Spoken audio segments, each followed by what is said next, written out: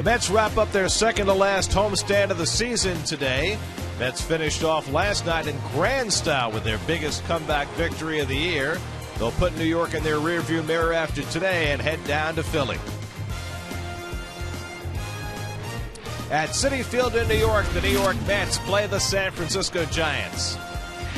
And a pleasant good afternoon, everybody, and welcome to Citi Field. I'm Gary Cohen. Keith Hernandez joins me in just a moment as the Mets play the rubber game of their three-game series against the Giants. The Mets had their biggest comeback of the year last night, coming from 4 runs down to beat the Giants on Josh Satton's walk-off hit in the bottom of the ninth. But in the game last night, the Mets suffered another blow. Ruben Tejada, chasing a pop-up in the top of the ninth inning, stumbled over the sliding Andrew Brown. Tejada stayed in the game and finished the inning. However, after the ball game, Tejada was found to have a broken right fibula, his right lower leg, and Tejada's season has come to an end. A year that was troubling in so many ways for Tejada. Began the year as the #1 shortstop unquestioned, had a tough first 2 months, got hurt, got sent to the minors, and wound up hitting just .202 for the year. So the question for Terry Collins is, what's the Mets' approach to Tejada heading into the offseason? My message is real simple. You know, this job is his. But he's got to show everybody that he wants it desperately. And like any professional athlete, you've got to say, hey, look, you know, I'm going to dedicate this offseason to show up next spring and be the best player that I can possibly be. And he's good enough to be that guy. But as this year showed, hey, look, no job's that secure. You know, you got to go out, you got to come in and say, this is my job, I'm taking it, nobody else is going to get it. And that means when he's, obviously when his leg's ready, that there's got to be an intense rehab program put in place that, you know, when he shows up in either early February or late January, whenever he comes down there, that he's in the best shape of his life. So that's how I think he should go about it. So for now, Keith, that means that Tejada is the Mets' shortstop for 2014 heading into the offseason. It doesn't preclude them making a move, but right now the money's on the table for him. Well, we all speak English and understand English. It was a pretty plain message sent by Terry Collins. Remember, he came into spring training overweight. They were unhappy with him there. They were unhappy with a little bit with his work ethic in AAA. The job is there. It's a great game to play. Terry's saying, hey, it's yours. He can pick it. This is a ball club that needs defense. No one can pick it better than Tejada. Whatever he gives you offensively is a plus. So get yourself in shape. He's got all winter to get this bone healed, and that's a plus. Come to spring training ready. It's your job to play this beautiful game, have fun, and make some money. Meanwhile, the Mets and Giants will play the rubber game of their series today. Quality left-handers on the mound. John Neese goes for the Mets. Well, John, 7th start since coming off the DL. 8th start, 4-1 since coming off the DL. His last 2 starts have been a little shaky. He's 42-39 in his young career here. He needs to be consistent. I feel he's got the stuff, Gary, to be a consistent 14, 15, 16 game winner in every season, something the Mets can put their star on. He's got to prove it with more consistency.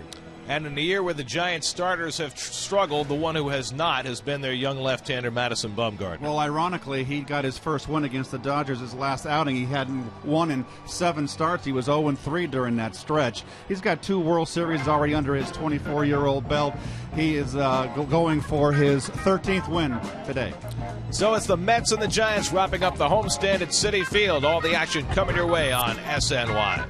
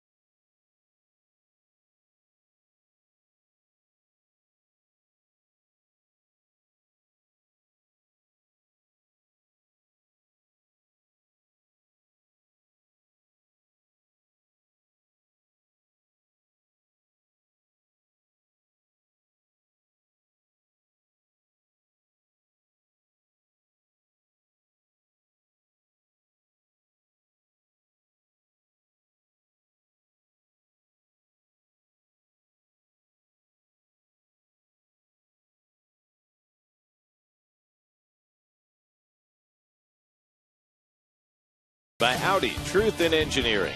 By Bob's Discount Furniture, proud to be the furniture store of the New York Mets. By Emblem Health, what care feels like.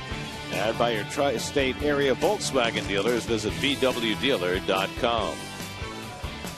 Swing for the fences with the new Home Run Derby mobile game from MLB.com. Available on iPhone, iPad, and select Android devices. Download free today. Your Mets upcoming schedule presented by Modell's. You can listen to all Mets games for now on Sports Radio 66 and Sports Radio 101.9 FM WFAN. Last road trip of the year begins tomorrow night in Philadelphia.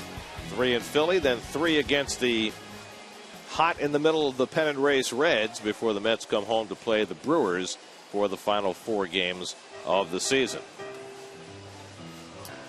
John Neese getting ready for the start, his 22nd start of the year, going for his 8th win. First pitch coming up from Citi Field.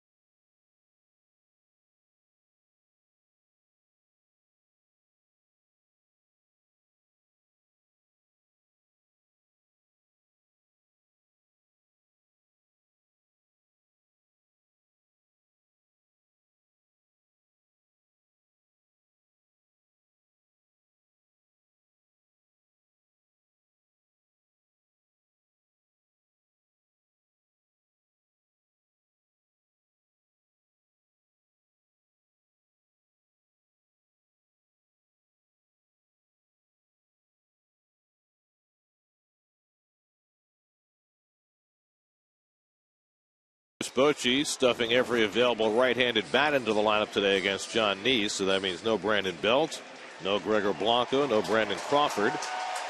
Juan Perez, who went to high school in the Bronx, gets a start in left field against John Neese. And John's first pitch of the day to Angel Pagan is taken for a strike, and we're underway. Well, Neese missed the Giants the trip out to San Francisco earlier in the summer. 1-1 career in 4 games, 3 starts. John was on the disabled list when the Mets were in San Francisco. Spent 7 weeks on the DL with a small tear in his rotator cuff. He's come back since and pitched very well. Pagan had a big night in the opening game of the series. 1 hit last night, and he grounds the curveball down to third. Handled by Wilmer Flores. Pagan retired for the first out of the day. And we'll take a look at the Metsy defense, and that's always brought to you by Lexus. And Quintanilla, of course, is back at the lineup, in the lineup there with only 8 errors. Did a great job playing shortstop all summer with Tejada sent down. And now Tejada with the broken fibula, he's going to be back in there getting some playing time. Mets will add a shortstop tomorrow. Wilfredo Tovar, who played in Binghamton this year, will join the team in Philadelphia tomorrow. Tony Abreu takes a strike. Of course, Justin Turner's still out with a hamstring injury. He would be the backup to Quintanilla, so to get an extra player at that position, Tovar will be here for the final 10 days.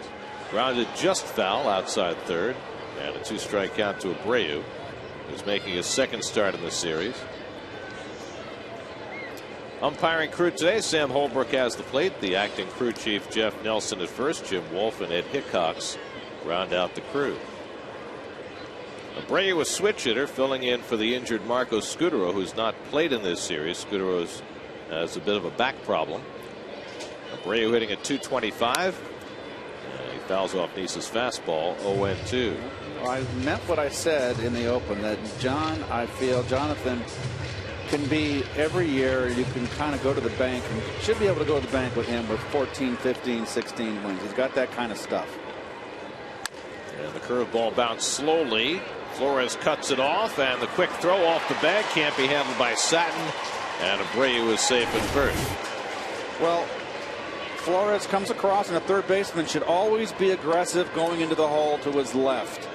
Makes the play. Remember, you got the tender ankle, but looked good there just to throw offline. And that's going to be an E5 on the throw. I believe it's an infield hit. Oh, my word. Are you kidding? With some rather charitable scoring. Wow. Gosh. So Abreu, who had been just 1 for his last 18, gets credit for a hit. And here's Buster Posey, who's playing first base today, and takes a first pitch curveball for a strike. 16th time that Posey has started at first base this year. They do that to keep his bat in the lineup on what otherwise would be a day off. And a foul tip at the plate, and it's 0-2. You know, Posey's hitting .300 coming into this game, .303, but not the numbers he had last year. 15 home runs, 72 RBIs, but this has been a Giant club that had a lot of injuries offensively. Hasn't scored a lot of runs. Here's something that's interesting, Keith, and I think it certainly portends for the future as Posey turns out of the way, 1-2. As a catcher for his career, Posey's hitting .301. As a first baseman, he's hitting .362. And I think eventually they're going to move him out from behind the plate. Well, I think also with that severe injury he had, was that 2 years ago? Yep. I think that he's probably just to keep him healthy. And then you know what? He becomes your secondary catcher. He can catch because this kid is a great defensive catcher and a great arm, great thrower. But his bat is so valuable, especially on a team that doesn't have all that many weapons. As Nice gets the backdoor cutter to retire Posey for the second out. Well, it's kind of one of those late September lineups, day game after a night game, and you've got a lot of guys in here that are not everyday players, typically for the Giants today. Well, this guy is an everyday player. Oh, no. I mean, every day. Yes. He has started every game for the Giants this year and has played all but 3 innings. Hunter Pence having a terrific year. 3rd in the National League in base hits, 7th in home runs, 7th in RBIs, 9th in slugging percentage, 4th in extra base hits. Came into this series red hot, had a great 4-game series against the Dodgers. Mets handling them. They always seem to handle Pence. 1 for 7 in this series, and Nice has done a great job against Pence. Pence is just 3 for 24 in his career against John Nice. Well, the Mets over the years have gone up the ladder on Pence. He has a hard time laying off that ball upstairs. We mentioned that Pence is 4th in extra base hits. Jay Bruce leads the league after hitting a 2-run double in the 13th to help the Reds to a win last night. Pretty good group of 5 players right there. Darno blocking the ball in the dirt to keep Abreu at first. Darno back in the lineup today after sitting out yesterday. Remember, he got struck in the right shoulder by a foul tip night before last. Juan Centeno started last night, had a couple of hits, did a nice job behind the plate. And Pence takes a strike, 3-2. See the numbers for Pence against Nice. A lot of that when Pence played for the Phillies. Abreu will run with 3-2 and 2 out, and the 3-2 curveball misses for ball 4. So Nice, who did not walk a batter in his last start against Miami, issues a first-inning walk today, and the Giants have 2 men on. Now Hector Sanchez, who does the catching when Posey plays first base. Sanchez has had 109 at bats this year. Much better right-hand hitter than left. He hits .379 from the right side, just .225 left-handed. He is second in the team in pinch hits this season with 28. And he's a very aggressive swinger, as you can see, and that's why Neese started him off with the first pitch curveball. You see his left and right-handed splits as a switch hitter. So the Giants with a threat here, 2 on and 2 out in the opening inning. And Sanchez whacks one foul, and it's 0-2. Well, the Giants, with their loss last night, their 82nd loss of the year, become the rare World Series champion to follow that with a losing season. The worst that a defending World Series champion has ever fared was after the Marlins won the World Series in 1997, and they basically divested the whole team. Right. They lost 108 games the next season in 1998.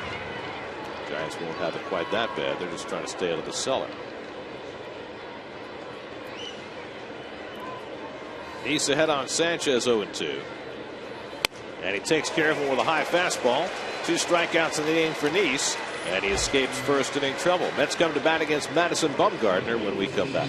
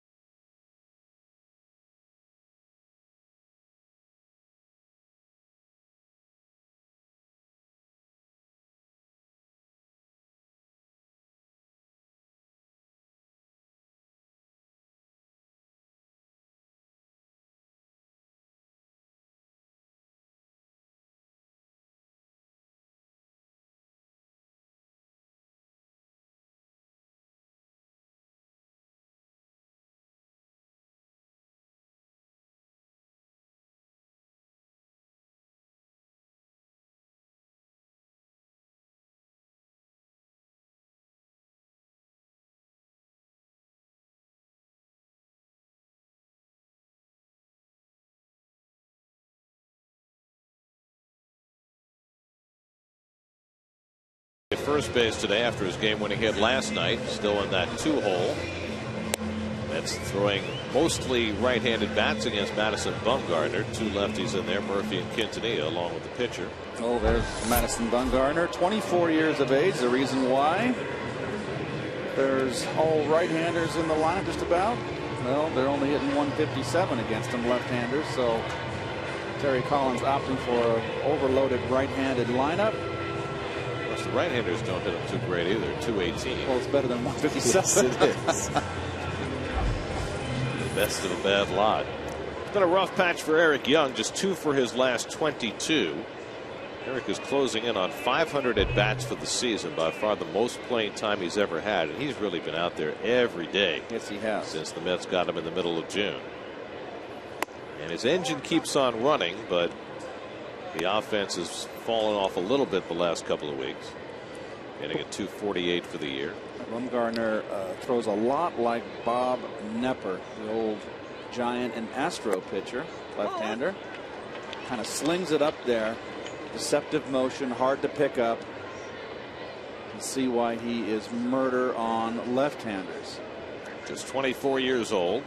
First-round pick back in 2007 out of high school in North Carolina.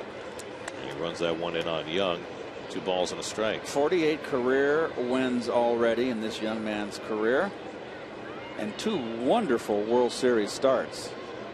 Hasn't given up a run in a World Series. Slow ground ball. Tony Abreu playing in. Throws out Young for the first out. And the Giant defense brought to you by Coors Light and Posey, as Gary said, getting the start at first base. Perez in left. Adrianza at short. Arias getting a start at third. This is definitely Sanchez behind the plate. It's definitely your day game after night game Wago for the Giants. Well, here is Satin, who had the finest moment of his career last night. It's down by a run, 2 outs, 2 strikes in the bottom of the 9th, and Satin ripped a base into the left, brought home 2, and turned a loss into a win. It's a little more difficult. I know all the closers today, they got 40 saves and they come in and they start an inning. It's a little bit different when you come in and the Ducks are on the pond and you got to get outs. And last night, Sergio Romo did not get it done. It was interesting hearing Bruce Bochy's comments after the game. It pretty much reflected what we thought, which was that he was trying to stay away from Romo. But the Mets cashed in. Anthony Recker coming home with the winning run on Satin's walk-off hit, first of his career. Well, Satin was the right guy to have up. A good eye at the plate. He worked the count to full. Bases were loaded.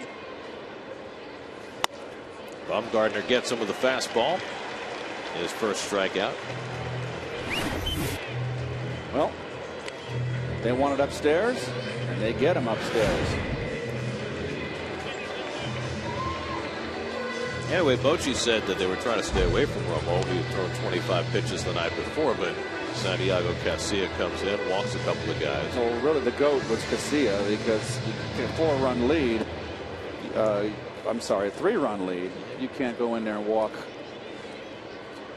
2 batters. You know, and now it creates a situation where Romo is almost definitely not available for the game today. And also put Romo in a situation where today's stoppers aren't conditioned and trained to come in with men on base. They come in and start an inning.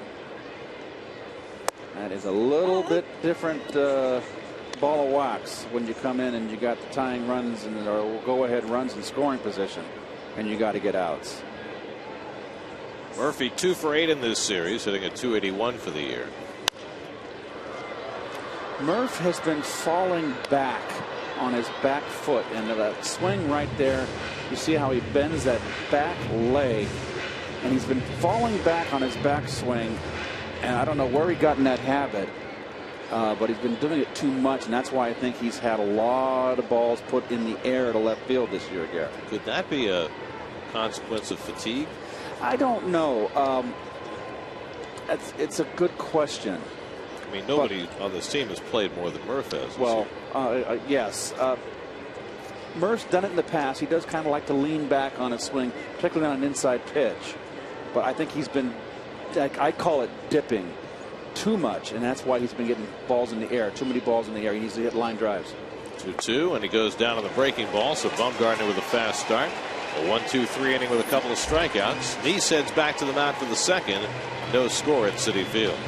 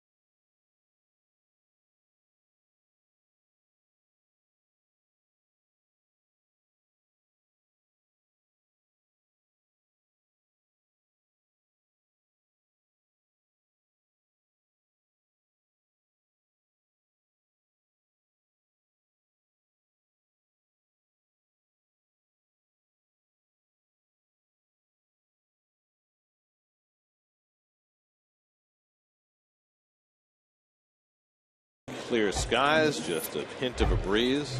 Couldn't ask for any more in the waning days of summer. Joaquin Arias playing third base today, leads off against John Neese in the second, and he swings at the first one and fouls it off. No, Arias is a hacker. 100 games, only 218 at bats, and 4 walks. 4 walks, so that says it all. Arias played briefly for the Mets in 2010. It's a topper back to Neese, and that's the first out in the second.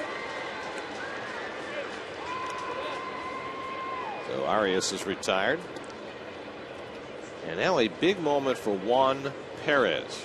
Perez, who was born in the Dominican Republic, went to high school in the Bronx at DeWitt Clinton High School, came to the U.S. when he was about 14.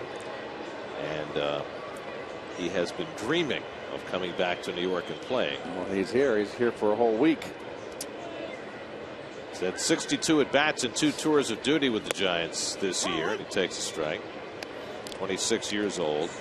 Came out of high school and had no interest from any pro teams or any colleges. And he played locally. There's a terrific league up in the Bronx where they play a pretty good brand of amateur baseball. And he was playing there when a representative from a junior college in Oklahoma found him. And he went to junior college there, wound up being drafted by the Giants in 2008, and made it to the big leagues this year. Well, it's amazing what you do to find these leagues that you can play in and get exposure. 2-2 to Perez. And the curveball misses. Well, one thing Perez has done, he's made it to the highlight films. He's made a number of spectacular plays in the outfield. And that has gotten him known in a hurry. Ehire Adrianza, the shortstop today, is on deck. And Perez scoots one up the middle for a base hit. So in his first big league at bat back in his hometown, Juan Perez has himself a 1-out single. Waits nicely on this backdoor curveball. It's Roberto Kelly, first base coach for the Giants. Well, here's Adrianza. I've been practicing all morning to try and pronounce his first name. You couldn't wait. It's a hard one. It's Ehire. I know. H is silent. It's like 3 vowels in a row. It's very difficult. So we'll just call him Adrianza. Call him Erie. This is his first major league start. He's had 3 big league at bats. Hit 266 combined in the minors this year between AA and AAA. 24-year-old from Venezuela. He's a switch hitter. One of 4 switch hitters in Bruce Bochy's lineup today. And Neese falls behind the number 8 hitter, 2-0.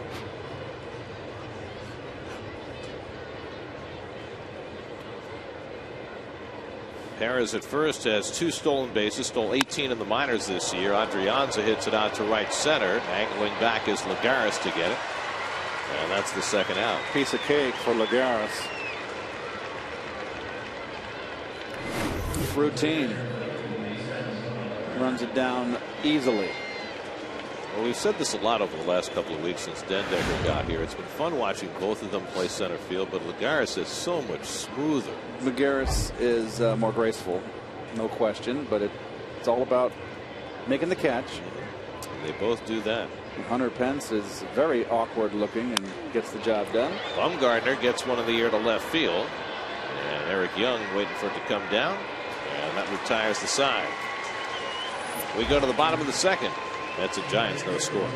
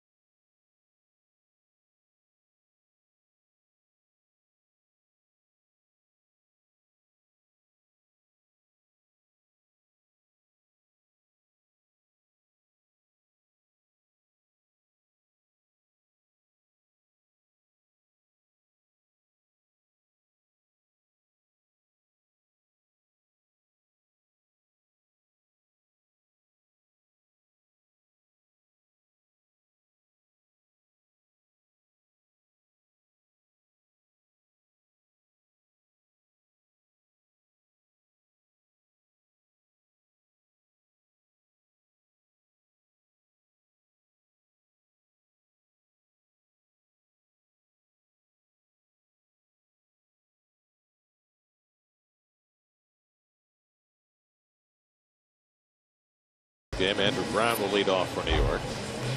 Brown is 0 for 4 in this series. He has been slumping, just 2 for his last 27. As he's gotten significant playing time down the stretch.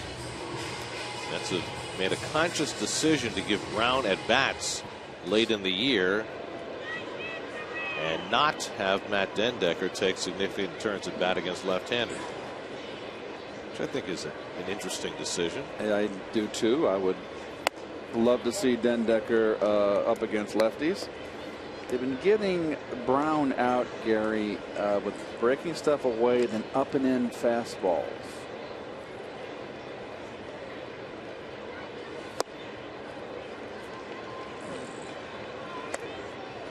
Bumgarner just looks so confident out there. Very effortless motion.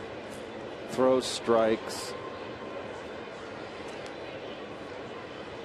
The reason I say it's a curious decision that Dendecker's not getting time against lefties is that Andrew Brown at this point is pretty much a known quantity. He's 29 years old. Right. His third tour of duty in the major leagues, his third team. He's done a nice job for the Mets, and they kind of know what they've got with Brown.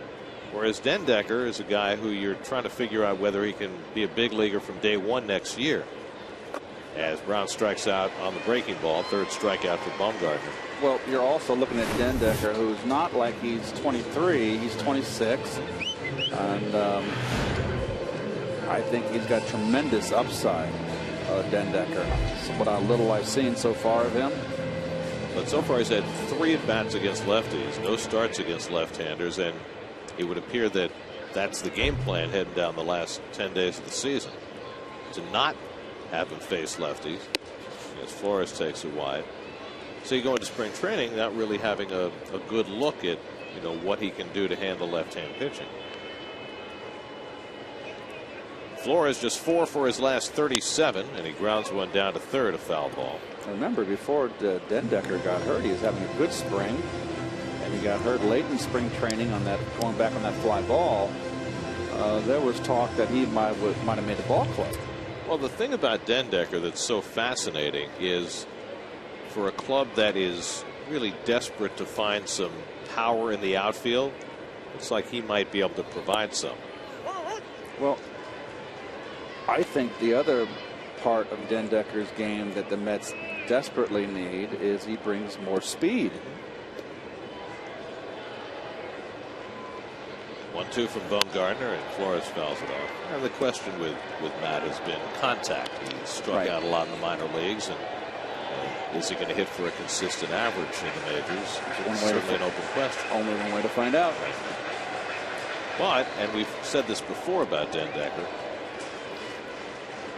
his history has been that when he gets to a new level, he struggles, comes back the next year, and breaks.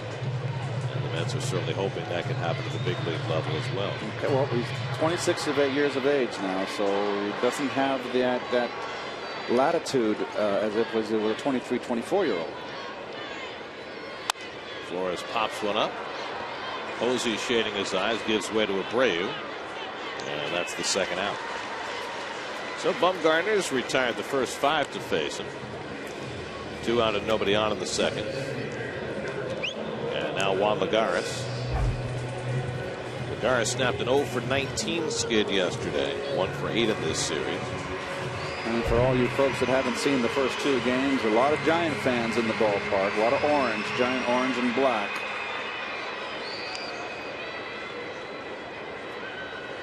They've got a following here. They're going to play the Yankees up in the Bronx after this series, so it makes for a perfect week trip to New York for Giant fans. So they've got the burnt orange, they've got the panda hats. They are here in force. Lagares pops one up into shallow center. Pagan looking through the sunglasses, gives way to Perez, who has a better angle with the sun, and that retires the side. 6 up and 6 down for Bumgarner. No score after 2.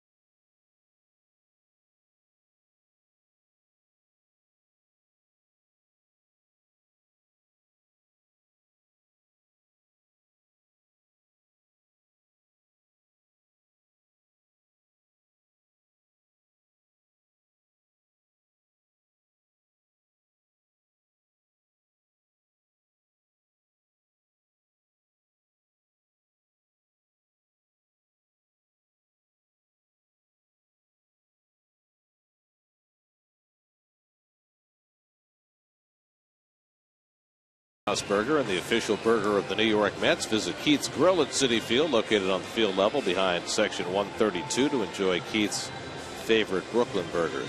What I love is when we look at that your stand there, the people working behind there are always so happy. Well, do you pay them that well? Well, no, they're supposed to be very nice to the patrons. Get to Citi Field Friday, September 27th for Oktoberfest, when the Mets host the Brewers at 7:10. Gain access to a pregame party in the Bullpen Plaza and receive a Mets boot beer glass. Mets.com/Oktoberfest. Angel Pagan up for the second time. Grounded out to third to open the ball game. John Deese has given up 2 hits and a walk over the first 2 innings. And Pagan slashes 1 foul. 1-1. Angel missed more than half the season with a terrible hamstring injury. He hurt it legging out an inside the park home run. And spent 82 games on the disabled list. Had to have surgery on that hamstring. That's when you know it's bad. Chases high fastball, and it's 1-2. Well, you have surgery on it, that means it might have ripped from the bone. A little reattachment. Not good injury to have. I guarantee you, if he gets out of the game and gets older, he will feel it. Flores goes after another ball to his left. This time handles it cleanly and throws out Pagan. Flores is very active over there to his left today. I like it. I like to see that from a third baseman. Get over there and get it. Yes. Well, it's certainly the healthiest he's looked moving around out there in a couple of weeks. So third baseman, if you can get to it, always get this shorter throw. So 1 out and nobody on. Now Tony Abreu hit a ball on a similar spot in the first inning. Flores fielded it but threw wide of first, and Abreu got credit for an infield hit. I have a feeling that it's going to be one of those games where which pitcher blinks first. They both look like they're Neese and Bumgarner look like they're on top of their game. 0-2 to Abreu. Jonathan getting that fastball upstairs out of the strike zone in the eyes of the hitter effectively so far.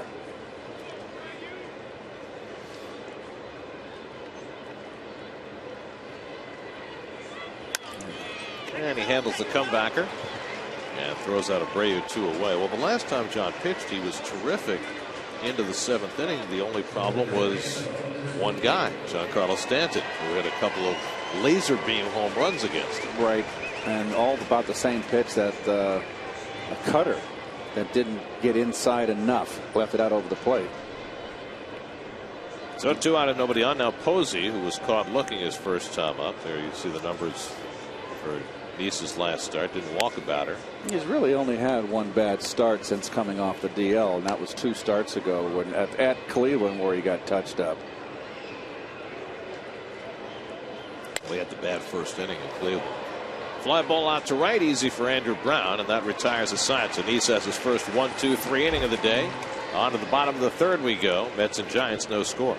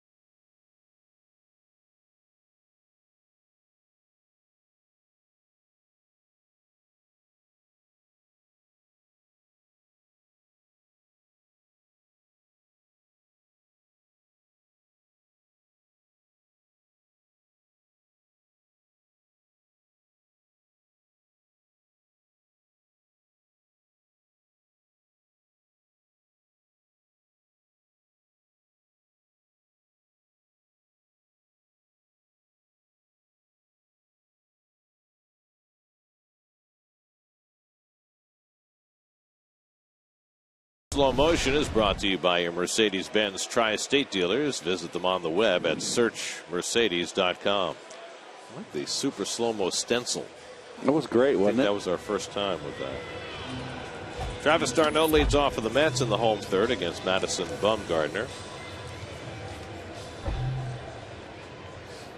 d'Arnaud has been whacked around the last couple of weeks more than any catcher should be.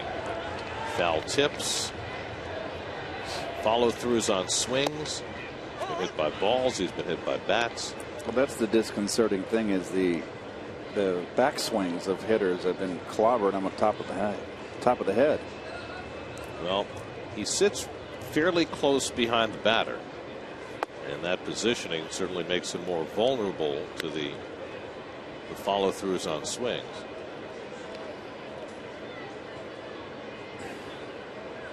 But it's certainly of concern, especially when you consider d'Arnaud's injury history. You know, he suffered the knee injury last year that cut his season short by a couple of months, and then the broken foot this year on a foul ball while catching that cost him half the season. Omar Quintanilla on deck.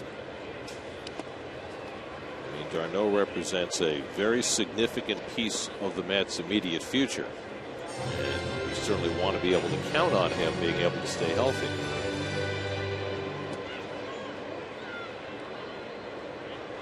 So I just wonder if at some point they might change his positioning a little bit, even if by a couple of inches, just to maybe avoid some of those. Move him back. Bats. Yeah. I mean, I know he likes to play close up, and it helps him framing pitches. It helps him blocking balls in the dirt. So it's, you know, it's a trade-off. 3-2 from Bumgarner, and he bounces one foul.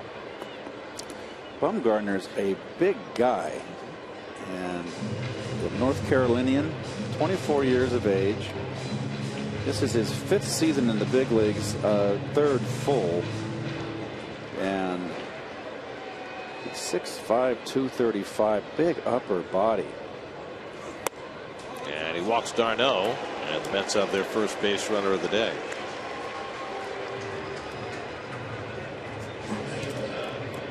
So d'Arnaud at first, and now Omar Quintanilla. Quintanilla's last start was Saturday in the first game of the doubleheader against the Marlins. Had a tough pinch hit last night off Romo and popped hit the shallow right field with the bases. That was prior to Satton's game-winning base hit. And that's at the bases loaded and 1 out. Quintanilla's fly ball was the second out, too shallow for Lutz to tag at third, but then Satin picked him up. Quintanilla is showing bunt, but certainly not the spot where you want him bunting with a pitcher on deck. No, and remember, Sandoval, all series, you look in the lower left, Arias playing very close in, I think too much. The pitcher's up next. I just don't feel he's backing up now a little bit. That's much better. You got the pitcher up next. They're not going to be sacrificing with the 8th hitter. Even though Neese has had a good year with the bat, with a left-hand pitcher on the mound, he's certainly not the same kind of hitter. Big game there in Pittsburgh. Pirates trying to avoid getting swept by the Padres, who rallied for 2 in the 9th against Mark Melanson last night and won 3-2. So the Pirates now 2 games behind the Cardinals, and Pittsburgh now just a half game in front of Cincinnati. The Reds pulled one out in the 13th inning from Houston last night. By the way, did you see what Billy Hamilton did for the Reds last night in his first major league start? This is the kid who stole 155 bases last year in the minor leagues. They've been using him exclusively as a pinch runner, and very successfully. So they gave him a start last night. Hamilton had 3 hits and 4 stolen bases. The next Vince Coleman. The first player, according to Elias, since 1920 to have 4 stolen bases in his first major league start. Wow. I mean, this kid is a weapon such that no other team has right now. It'll be very interesting to watch him when we go to Cincinnati next week. I would like to see the game revert back to speed and some hitting and running. And the curveball from Bumgarner gets Quintanilla. 4th strikeout. 1 down in the 3rd. Well, that means that the Reds have the guy who throws the hardest, Billy Chapman, and the guy who runs the fastest, Billy Hamilton. Will that compute to a World Series? Well, a lot of it's going to depend whether Johnny Cueto is back and fully healthy. You know, he missed so much time with that lat injury, and he came back and made a good start. I think the Mets face him Monday night. Here's Nice. Bumgarner has a decent move to first base. Well, he's gotten better. Yes. Last year he gave up 27 stolen bases, only 8 this year. They stole 27 bases in 39 attempts, so that had to be addressed. He's long home, so, and probably wasn't paying enough attention. A lot of times the easiest guys to steal off of, Gary, are the left-handers, because you can take a chance, you know. That's what Ricky Henderson always said. Lefties are either the hardest or the easiest to steal against. He's swinging at the first pitch, but ready to bunt the second. He takes a strike. John has 7 hits this year. He's hitting .212. Second straight year he's hit over 200. That's always a nice benchmark for a pitcher. See if he's bunting with 2 strikes. With Darno a slow runner at first. And he lays off the curveball. 1-2. Well, Arias at third base feels he's still bunting with 2 strikes. He is right down Nice's throat. He's backing up right now, but he will creep in as Bumgarner gets prepared to pitch. There he comes. And stabbed at and missed, and Nice is a strikeout victim. So Bumgarner has 5 strikeouts, first time through the batting order. And that adds to the Mets strikeouts this year, which have been way too much. 1,294. It's already a club record by a long margin, with still 11 more games to play after today. 10 more after today. That's our second in the National League, and most times struck out. Only the Braves have struck out more. So 2 out and a runner at first. Here's Eric Young, who grounded to second base his first time up.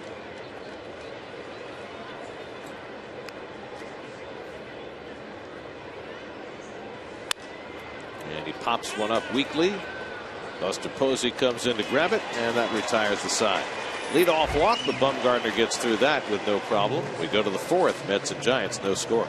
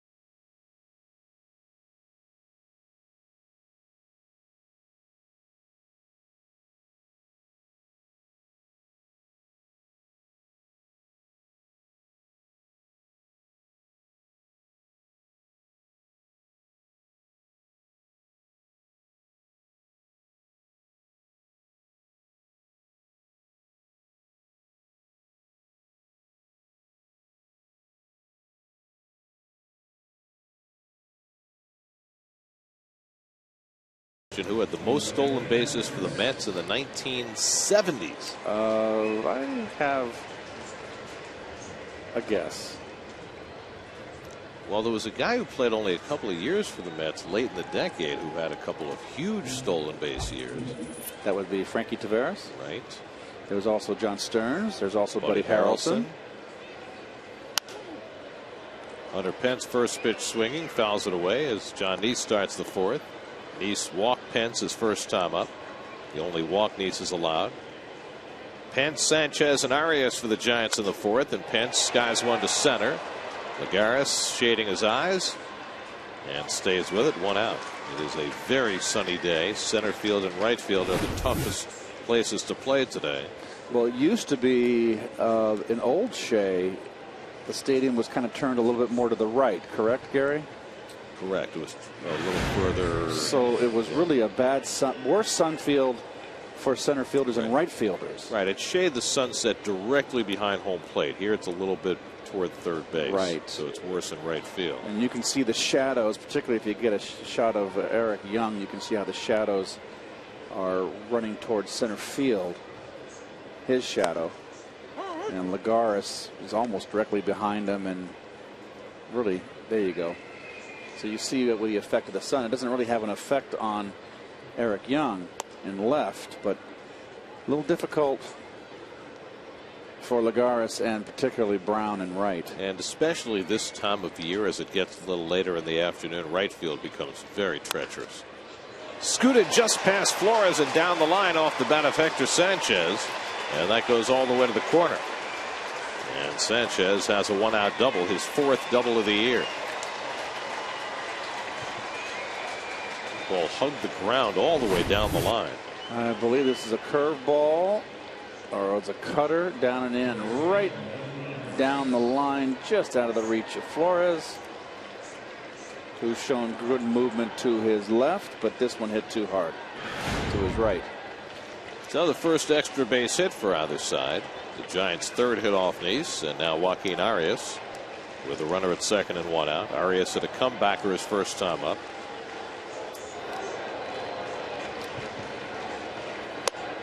And takes a fastball for a strike.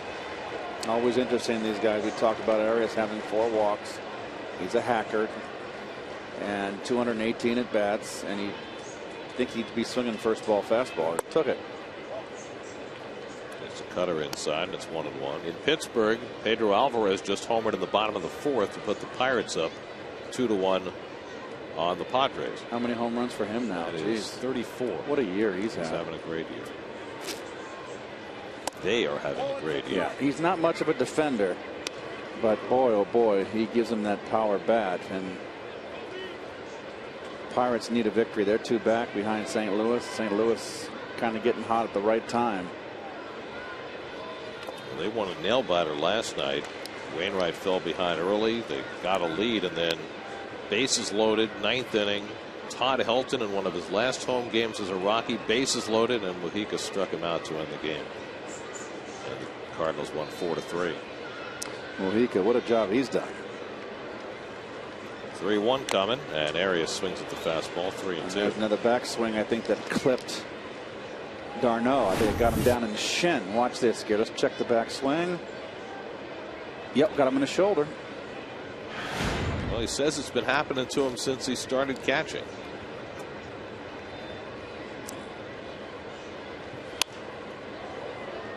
I mean, there's got to be a point at which you say enough already. Or you'll get gun shy. You know, you're afraid he can get gun shy.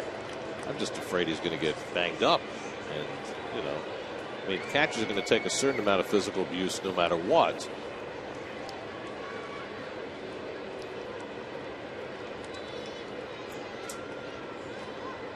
Seventh pitch of the at bat from Neese to Arias. And he flies one to shallow right. On comes Brown. It's going to drop for a hit. Sanchez had to hold up. He'll go to second and stop there. So a bloop single for Joaquin Arias. And the Giants have first and third and one out. I think Brown got a late break on this because of the sun. And as a base runner here, you're going to hold. Because if he makes the catch, you can't tag up. He's going to throw you out unless he dives. So you go halfway. And the ball drops and you can walk to third base.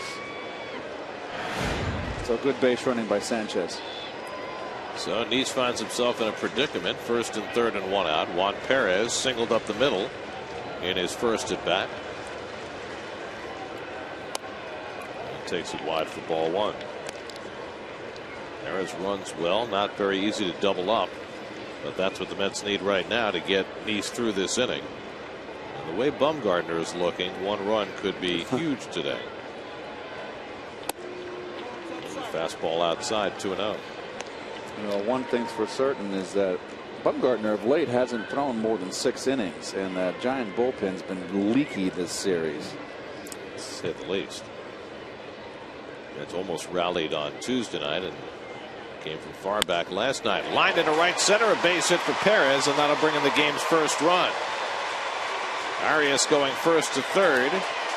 Juan Perez back in his hometown, 2 for 2, and he drives in the first run of the day. It's 1-0 San Francisco. Well, very impressive 2 at-bats from Juan Perez here. Very short swing, compact, better description, better adjective. No take back at all, hardly any backswing, compact, level, line drive swing.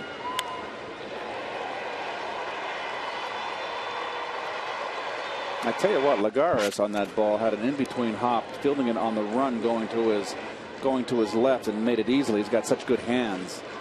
And of course, when the ball's hit to the right side of the field, right center field side of the outfield, you should always be able to go first to third. So the pride of DeWitt Clinton High School drives in the game's first run.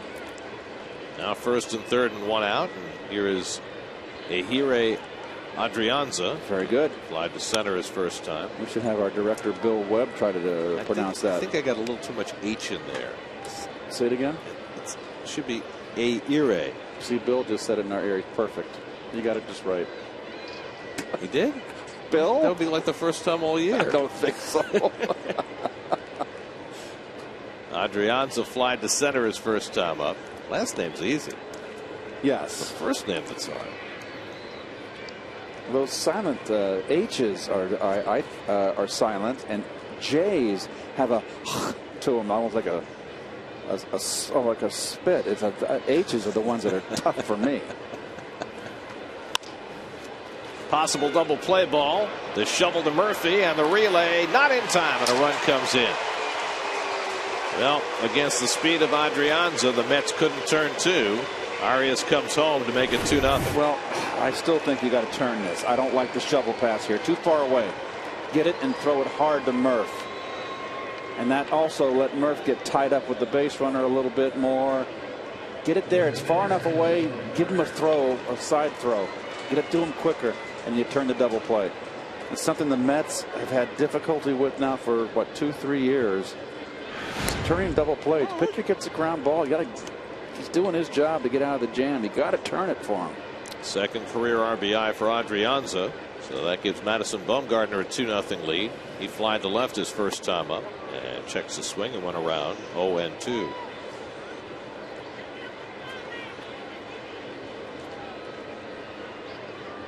So Sanchez with a double, Arias with a bloop single. Perez drove in a run with a base hit. The fielder's choice brings in a second. Bumgarner strikes out to end the inning, but the damage done. 2 runs for the Giants and a 2-0 lead for Bumgarner going to the bottom of the 4th.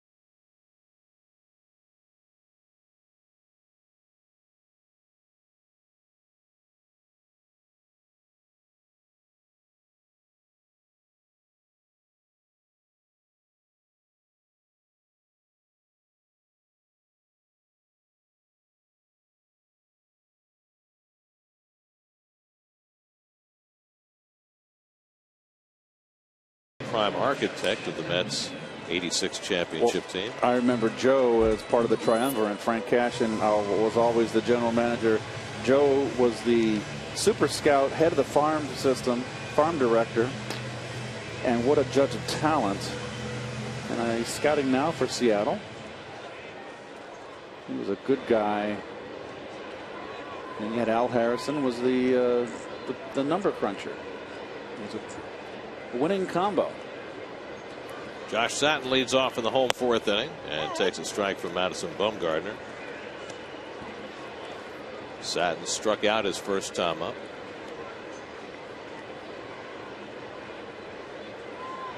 It'll be Satin, then Daniel Murphy, and Andrew Brown for the Mets in the fourth against Bumgarner, who's yet to allow a hit. Mets have had just one base runner. Travis d'Arnaud walked leading off in the third, and that's been it. Bumgarner's got some big, broad shoulders.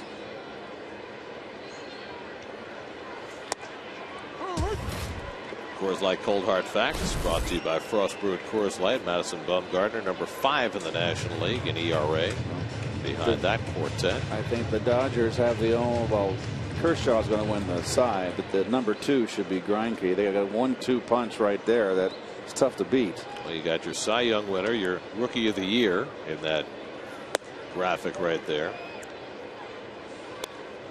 And yeah, I would think that going into the postseason with the 1-2 punch of Kershaw and Greinke, that the Dodgers will be favored to go all the way. Well, then as the opponent, you got to go out there and try to beat one of them. If you beat both of them, you knock the wind out of their sail, but it's not going to be an easy task. Except their number 3 Ryu is pretty good too. So yes, better than most teams' number 3. Well, it was like no different than Mike Scott and Nolan Ryan, huh? And Bob Knepper. That was a tough nut to crack. Yeah, Knepper could only do it for 8. Satin drives one to left field. Perez chasing back. He can't get it. Satin heads for second, and he'll be in standing with a leadoff double, the Mets' first hit of the day. Perez, who's made some spectacular defensive plays, couldn't quite get to this one. He misjudged this one, Gary. He thought it was not hit this deep. He broke. Now he's breaking back a little late. Tough play, though. Satin, who drove his game-winning hit to a similar spot last night, has his 15th double of the year. Meanwhile, in Pittsburgh, Neil Walker just hit a 2-run homer. The Pirates have scored 5 in the 4th inning and lead the Padres 6-1. I mean, that game's far from over, but it's always difficult to sweep. For some reason, the club that's lost the first 2 games comes a little bit, I think, more on point. Especially if that team that is at risk of getting swept is playing for something. Exactly. So 15 outside 2-0. 15 doubles and 178 at bats for Satin. That's a pace for around close to 40 doubles on a season in a full season. Kind of like the pace Murphy's been on all year. Murphy has 36 doubles. That's 7th in the National League. Up the middle, base hit. Satin being waved around third. He'll come in to score the Mets' first run of the day. Daniel Murphy with an RBI single, and it cuts the Giants' lead to 2-1. Well, a little redemption from Murph. First at bat, Bumgarner struck him out in quick order. This one hung a slider up. You see that swing there, how Murph goes back on that back foot? I think maybe we'll see it one more time. Watch his back foot, how he falls. His momentum goes back, and he really bends down on that back leg. I know he's always done that, but I think he's done it a little more extreme this year. It's something that I wouldn't recommend. It works for Murph. Andrew Brown struck out his first time up. Well, Murphy now has 71 RBIs. Yes, for basically a 2-hole hitter. Keeps extending his career high in RBIs. By the way, I don't think we've mentioned this today, but it appears as though David Wright is going to be back in the lineup tomorrow night when the Mets go to Philadelphia. So that'll presumably get Murph back into the 2-hole. Do we have a rotation lineup for the Phillies? Who they're going to face? Got Cole Hamels tomorrow night. And your getaway day is Lee. Tyler Floyd on Saturday, and then Cliff Lee Sunday. So the Mets face 2 lefties in that series. There are your city probables. Daisuke Matsuzaka has put together terrific back-to-back starts. Goes tomorrow night. Dylan G Saturday, and Carlos Torres Sunday. Torres, who could presumably pitch relief one day, start a few days later, go back to the bullpen again. There's always a lot of guys like that. Not so much today, but he's definitely a throwback. He looked great last night, didn't he? He's a throwback to the swing starter. I mean, the unsung heroes in the game last night, as Brown goes out and strikes for the second time. Unsung heroes last night for the Mets, the bullpen. 4 hitless innings, including 2 from Torres. 6 strikeouts now for Bumgarner. And now Wilmer Flores, the batter. Bumgarner now with 195 strikeouts, trying to get to 200 for the first time in his career. Really unfortunate. You see the average of Flores at 216, and really was off to a hot start, sprained the ankle, missed a lot of time, and just hasn't been able to get it back in gear. Now just 4 for his last 38.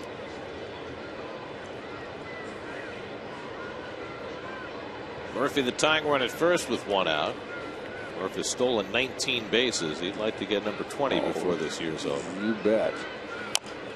Top toward third. Tough play for Arias. He uses the glove and throws out Flores by a stride. Well, he knew that Flores wasn't quick getting down the line, so he didn't have to barehand it. And Arias makes the play. Well, that's a judgment right there by the third baseman. And he did not have to barehand it. And makes a very nice play. Boy, he's all legs, isn't he? Big, tall screen bean. Nice play. Murphy moves to second, so the tying run in scoring position with 2 out for Juan Lagares, who flied out to left his first time up.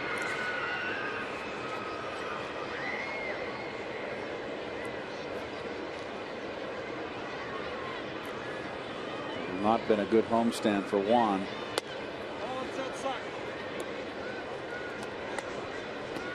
He has been struggling. 3 for 33 on this road homestand. Excuse me.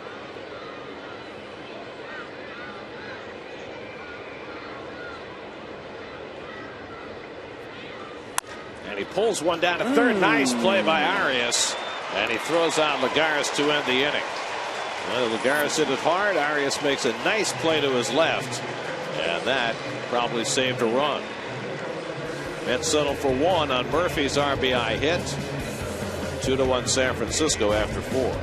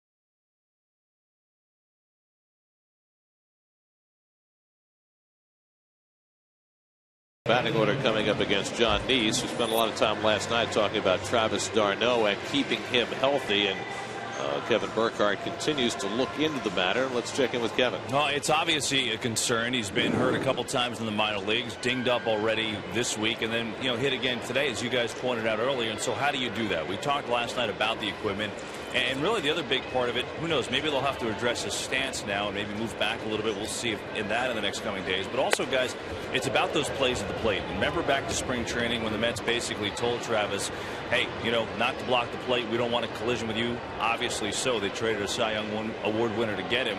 So I asked some of the Mets people about that, what they're teaching these young guys, how they want d'Arnaud to go about it. Started with Bob Guerin. He said, for me, when I grew up, I was always taught to kind of give half the plate. You wanted to entice the slide, and then you go over there and block it. Now, though, there's a lot to take into consideration. Really what it comes down to is this. Is it worth trying to block that one run for losing your catcher for an extended period of time, as Young puts that one away, the Gon's retired? And that's what it comes down to. And Guerin said, a lot of times it's not. And so a lot of these younger guys, Guerin said they do teach in the minor leagues the blocking the plate way, the correct way to do it. He said it's important for safety to know the right way. And the right way they teach is to get that left leg pointing towards the runner. And the reason is if the runner comes in, you take out the leg and the leg bends and you fall. If it's sideways, then all of a sudden you get your knee blown out. And that's what they try to teach. Now, of course, there's other risks as well with the ankle and things like that. But, now there's all kinds of different techniques. d'Arnaud told me he has a couple that he uses, such as the spin, guys. So if a runner's coming home, he'll try to get the ball and almost use the runner's momentum to spin around instead of absorbing the impact. He said, if I really can't do that, it's almost like take the impact and go with it and fall backward rather than try and brace yourself like a goal line stand. Those are the two things that he is doing to try and kind of lessen that chance of a big time contact. Abreu dumps one right along the left field line, and it goes out of play for a ground rule double. So Abreu has his second hit of the game, a 1-out double that just found the chalk. Just made him look sick on 2 curveballs in the dirt, right on the chalk.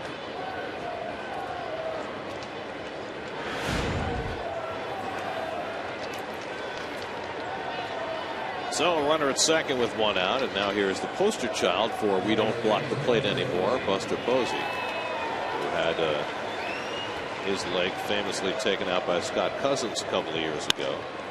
It's this one down the right field line, over toward the corner goes Brown, right at the wall, he makes the catch. Tagging is Abreu, he goes over to third. We almost had a Jeffrey Mayer moment there with a fan reaching over the fence. Didn't make contact, but he certainly tried. Almost. Nice play by Brown. Fearless. Not concerned about the wall. That's a big catch. Wonder how distracting that is when you're trying to catch that ball. Yep. There's Art Fern right there. He almost cost his player a hit, because if he interferes with Brown, it would have been called fan interference and the batter would have been out. Yeah. Have a seat. So 2 out. Abreu at third, and now Hunter Pence takes it wide. Guys, I just want to add one more thing in that blocking the plate discussion. I also talked to Anthony Recker about that. I asked what his technique is, and he said, I'm not a swipe tag type of guy. And again, Anthony Recker's built like a house, so that's probably why. But he said, I've honestly never been a big enough prospect where people are worried about it with me. But he did say one of the other things you can do in that situation is kind of the knee drop tag, where you get it and you slide both knees across to try and put yourself in a better position to absorb the contact. It's the Mike Scioscia play, where he'd take away the entire plate by going down to his knees. Scioscia was a big guy, almost built like it was a large build like Ed Ott, but a bigger build. And always was fearless blocking the plate. Johnny Bench was the most deceptive catcher at blocking the plate that I ever experienced. He was a great deker, as we'd call it, and that's another reason why he was. Pence pops one up, and Josh Satin into foul ground, puts it away to retire the side. So a double and 1 left. Halfway through at Citi Field, 2-1 Giants.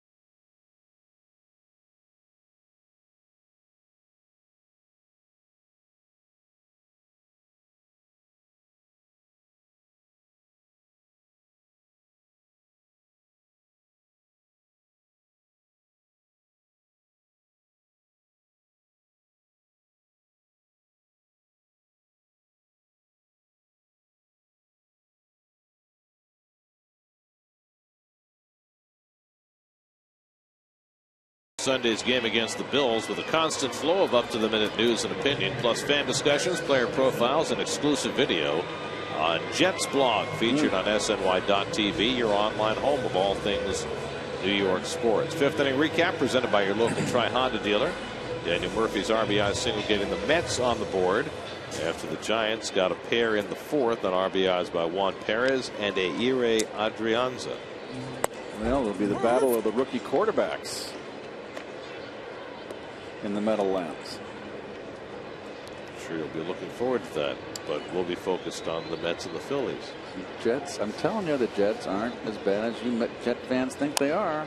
Yeah, they're 1-1, which is one game better than everybody expected them to be. They're not a bad team. Good defense. If Wilkerson's healthy this week, in an era of no defense, they've got some very impressive young defensive line. Darn right they do. 0-2 to Darnell, who walked his first time up. Quintanilla and Nice to follow. And it's outside. Madison Bumgarner going for his 13th win today. If Bumgarner gets it, it would be the third straight year that he would have 13 or more wins.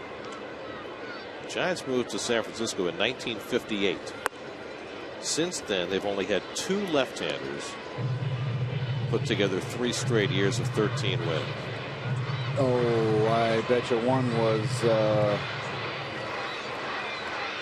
McCormick's got to be in there. That's what I thought. But Mike McCormick is not one of the 2. Darnell out on strikes, 7 strikeouts for Bumgarner. The 2 Giants who've had 3 straight years of 13 or more wins, the lefty, Vida Blue. Wow. 1978 through 80, and Kirk Reeder, 1997 through 99. Well, I remember the one year Ron Bryant won 20. 24. Yes. And didn't win the Cy Young. What his ERA was like 4, over 4. Mike McCormick won the Cy Young in 1967, won 22 games. That was his first year back with the Giants in his second tour of duty. And I looked it up because I thought for sure he must have had 2 more years like that, but he didn't. The next year he won 12. Year after that he won 11, and then his career kind of fizzled after that. And early in his career he was kind of that swing guy for the Giants. Right. He relieved, he started. Yeah, in 1960 he won 15 games for the Giants. 61 he won 13, but he didn't have that third straight year. And then he went to Baltimore and Washington and came back to the Giants. And he had that Cy Young year in his first year back in 67. And what, Billy O'Dell was a little left-hander for the Giants, won 21 year, I believe. 1-2 to Quintanilla. Jack Sanford had some good years with the Giants back in the early 60s, and Johnny Antonelli pitched a year in San Francisco at the very end of his career. That's an old one going back. See, I'm thinking to myself, you're getting to Giants esoterica now. Yes. You're doing with the Giants what I do with the Mets. By the way, it was pretty good last night getting Ray Sadecki, don't you think? Yeah, it was great. That was a tough one. It took you a while. That was a very tough one. That was a educated guess. A theory. That's a definition of a theory. Pulling one out of the fire. That's what that was. Yes. Quintanilla strikes out on a pitch in the dirt. Sanchez makes a high throw, but Posey comes down on the bag, and they get the out. 2-3 on the putout, barely. Bumgarner's 8th strikeout. Well, nice play by Posey, very athletic. Quintanilla running hard. Nicely done. 8 strikeouts. So that gets him to 197. And have a face Nice, who struck out trying to bunt his first time up. John takes the sweeping breaking ball for ball 1.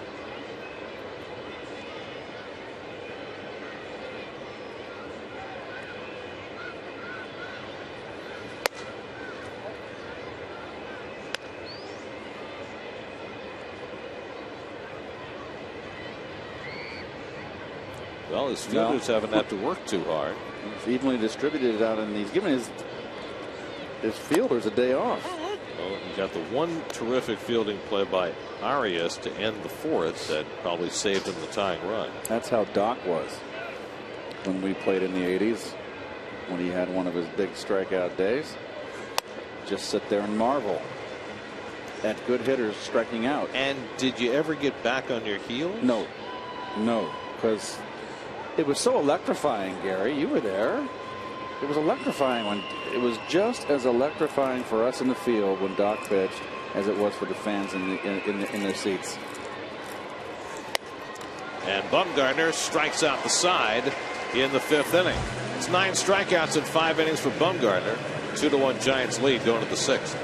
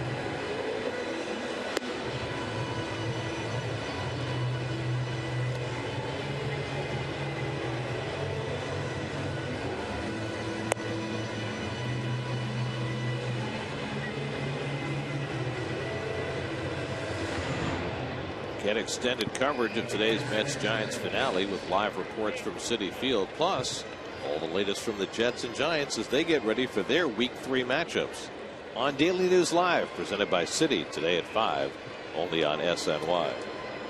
Very nice. John Neese down 2-1 as he takes the mound for the top of the sixth. Hector Sanchez will lead off for the Giants. Sanchez double to left to get the Giants' 2-run fourth inning started.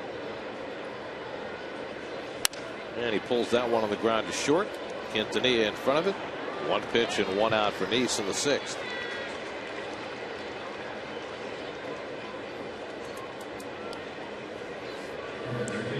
So Sanchez retired. Now Joaquin Arias, who looped a single to right his last time up. 1 for 2 on the day.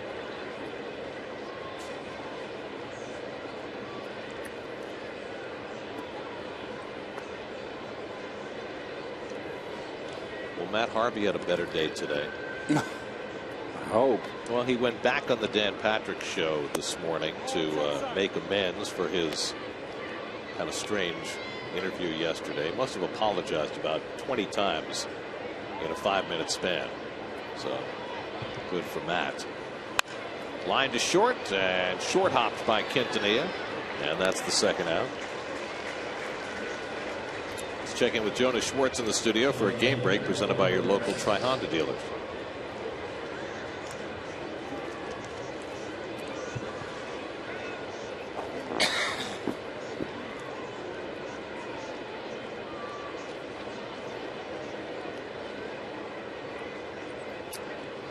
Right here, 2 out and nobody on in the top of the sixth. Juan Perez comes to bat for the third time. 2 for 2. Singled in a run his last time up, and he takes a strike.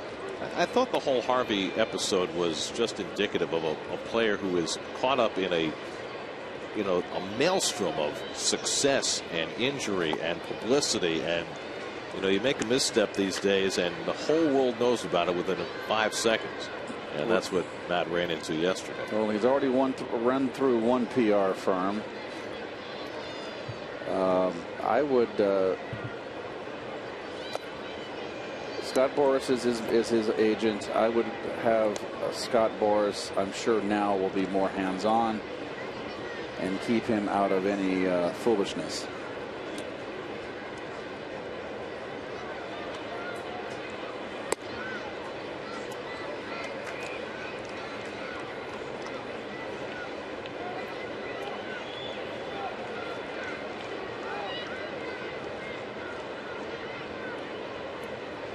Two to Perez, and it's in the dirt. So he's, after getting ahead, goes to a full count.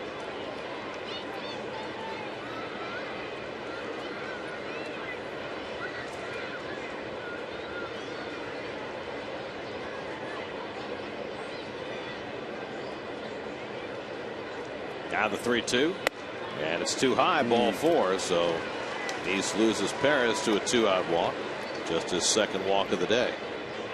Third time Perez has been on base. And now Adrianza, the shortstop, who's 0 for 2, drove him a run with a fielder's choice, able to beat out a double play in the 4th inning. That right now is the difference in this game. And a pickoff attempt that just back is Perez, who was leaning the wrong way. And he was on his horse. He was going to attempt to steal here.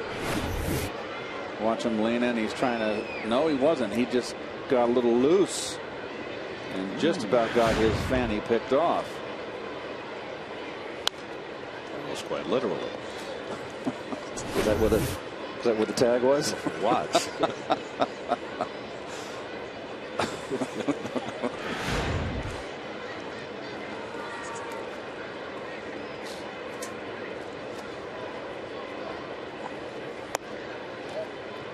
One to Adrianza. His first major league start today, playing shortstop, giving Brandon Crawford a day off against the lefty. Pitcher Bumgarner on deck.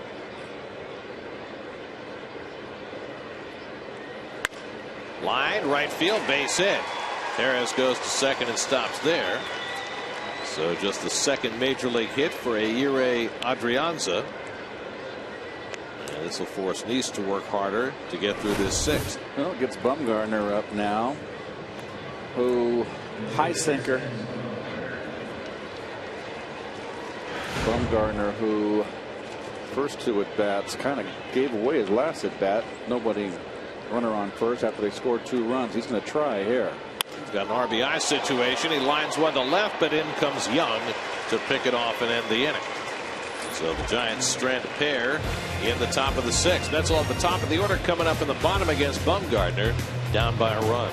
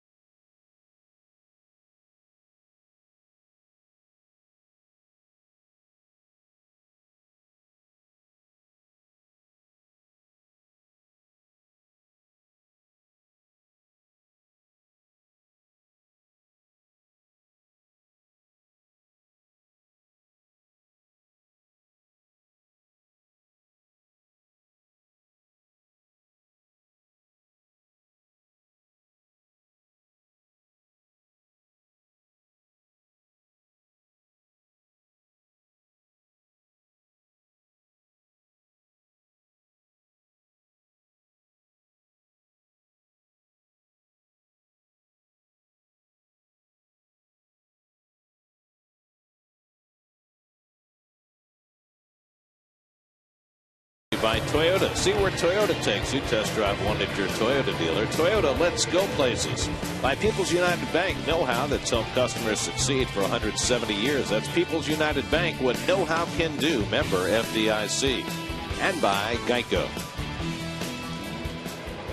Third time around the batting order. Eric Young leads off in the home 6th inning. And bloops one on the right side. Tony Abreu backs up, shades his eyes with a turn of the body, and able to grab it. It was tougher than it looked. Yeah, he's having trouble, but he does it. So he catches the ball like that so he can turn his body sideways. He's got the ball spotted, and then he's going to look more towards the right field line and take his eyesight away from the sun.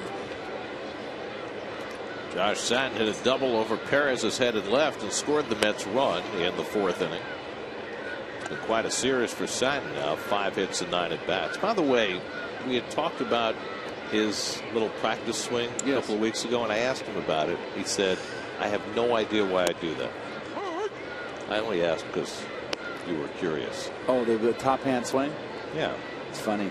It's like most people don't do that. If they take a one-handed swing, they use their bottom hand. Right. Like Ike does it. Ike does it that way. Ike Davis. And a lot of hitters who have some kind of between pitch ritual do it for some particular reason, like the Mike Morse turn of the hip. Yes. And what's his name has a what's his name? I'm supposed to be announcing here. Pence has a very odd practice swing. Everything he does looks a little odd. Everything Pence does is peculiar. Right. I mean, he's an incredibly successful player, but he does not do anything in conventional fashion.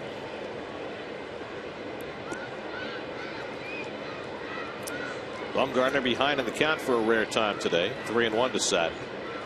And Josh takes ball 4. Second walk given up by Bumgarner after he had retired 7 in a row. And that is the first show of emotion from Bumgarner. He is angry at himself for walking Satin. There's an old catcher right there. Couldn't hit much, old Bochy. Order his helmet special. Big bucket head he had. But he had some power. If he caught up to one, he could hit it out of the ballpark, but he didn't catch up to too many. Jay Horwitz claims that Bruce Bochy has the 2nd largest head in baseball. Next to his? Next to his. Murphy fouls one away. There's Bruce. I believe Bochy's an 8 1/4. I think Jay's an 8 1/2. 8 1/4. You know what my hat size was? Helmet size was? My hat size was 7 3/8. So I wasn't a big fat head. That's not big. I wasn't large on myself. I'm a 7 5/8. Really? Breaking ball by Bumgarner. 0-2 to Murphy, who had a base hit up the middle to drive in the Mets run in the 4th. Good slider right here. Good down break. Andrew Brown on deck. Sat in the tying run at first with 1 out. And Murphy chases the breaking ball, and he's out on 3 pitches. Second time he has struck out today. That's 10 for Bumgarner, just 1 shy of his season high. Kept on throwing the brick. I don't think Murph's having you've got a base hit off him on a hanging slider, but I think that Murph's having a hard time picking that ball up out of the hand of Bumgarner. He hides the ball so well. And here's another guy that's had difficulty today. 2 strikeouts off of Bumgarner. Andrew Brown. A tough series for Brown all the way around. A couple of strikeouts last night and a drop fly ball in right. 2 strikeouts today. Bumgarner, 13th time in his career he has struck out 10 or more. His career high is 13. His season high 11.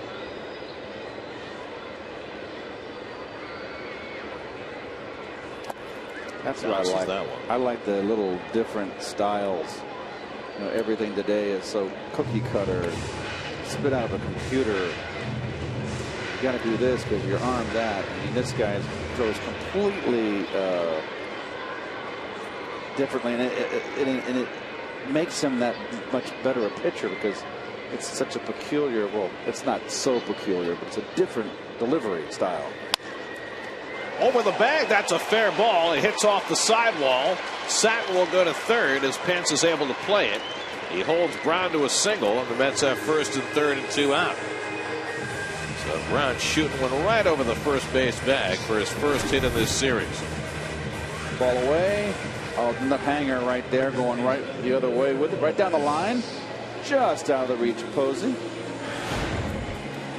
And nice play by the ball boy down there. He's had a great series too. I mean, it's a great homestand down there, down the right field line. He got out of the way of that ball. Anthony's a pro. Anthony was, he didn't get out of the seat. He got the seat and did a little lift here. Here's Posey coming off, not off hard, not coming out aggressively down the line, but did too hard. So now the tying run at third with 2 out for Wilmer Flores is 0 for 2 today. He's popped up and grounded out. And takes the backdoor curveball for a strike.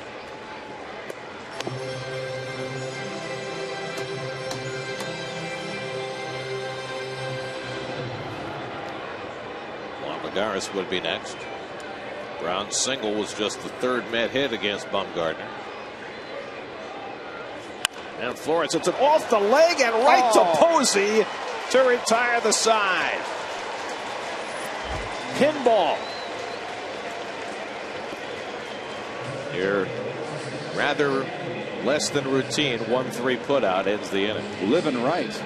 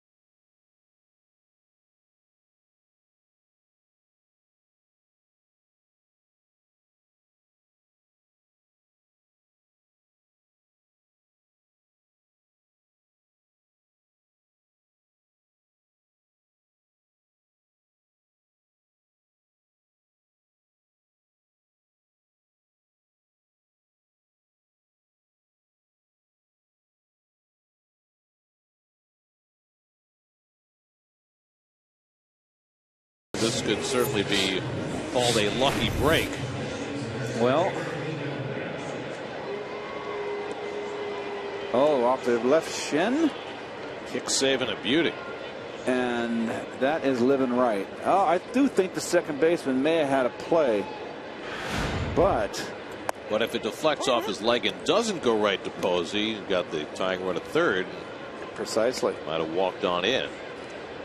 It would have walked right on in. So instead, it remains 2-1 San Francisco. Angel Pagan 0 for 3 today. And Neesmith is low and away, 1-1. Pagan twice is grounded to third and flied out to left. Tony Abreu and Buster Posey to follow. As Neese is about to throw his 90th pitch. And the Mets start to get some bullpen going. 2 balls and a strike. Well, Jonathan always seems to give up a lot of base hits, more than innings pitched. 7 so far in this game, going into the 7th.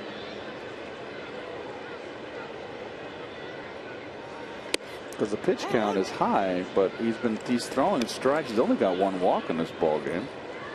No, 2 walks, excuse me. And only 3 strikeouts today.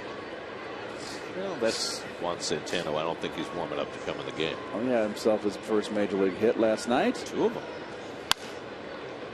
And he had his first RBI in that 9th inning rally and really looked very comfortable behind the plate. What had to be a nervous situation for him in his big league debut. Well, the defensive part of the game is always the least stressful. If you're a quality defender, that is your confident part of your game. Hitting is the tough part. 2-2 to Pagan, and it just misses. 3-2. As Pagan takes the same practice swing with his top hand like Satin.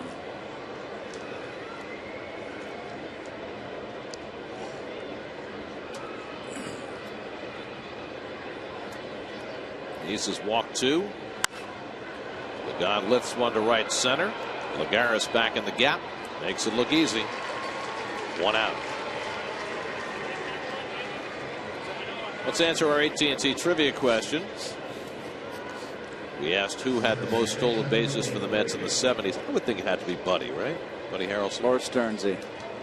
Buddy. We were speculating about Frankie Tavares. The Mets didn't get Tavares till the second half of the '79 season. So he didn't even have a full year with the Mets. He had a year with the Pirates where he stole 70. When was Buddy traded to the Phillies? Didn't he go to Texas first? Oh, that's right. When did he get out of here? When did they trade him out of here? 78, maybe? Oh, so Buddy, yeah, it would have been easy. Buddy's an easy call then. What year did Stearns get called up? Stearns was 76, maybe? Yeah. But he only had a couple of big stolen base years, and by big I mean, 20, 25. Buddy's last year with the Mets was 77. You're right, he went to Philly first and then to Texas. That's what I thought.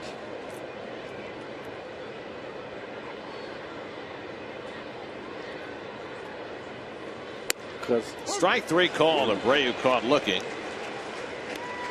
Strikeout number 4 for Nice. A lot of guys get traded over my 17 years. Go ahead and read that promo, Garrett. Hold this thought. I'll be happy to do that. Sunday, immediately after the Jets-Bills game, tune to SNY for behind-the-scenes access, player breakdowns, and a complete game breakdown. For exclusive on-field interviews and Rex Ryan's post-game comments on Jets Post-Game Live. Presented by Toyota, Sunday immediately after the Jets-Bills game, only on SNY, you were saying? Well, in my 17 years, a lot of guys get traded over those 17 years. But, a few stick out in your mind and just look different in the uniform. Example, Pete Rose in a Montreal uniform. Tom Seaver in a Cincinnati Reds uniform. Right. That never factored. And you know what? I'm forgetting the point. Oh, Buddy in the Philly uniform. It just... Yeah. Not right. It just didn't look right. Flores handles Posey's ground ball. Nice has a 1-2-3 top of the 7th. Stretch time at Citi Field. 2-1 Giants.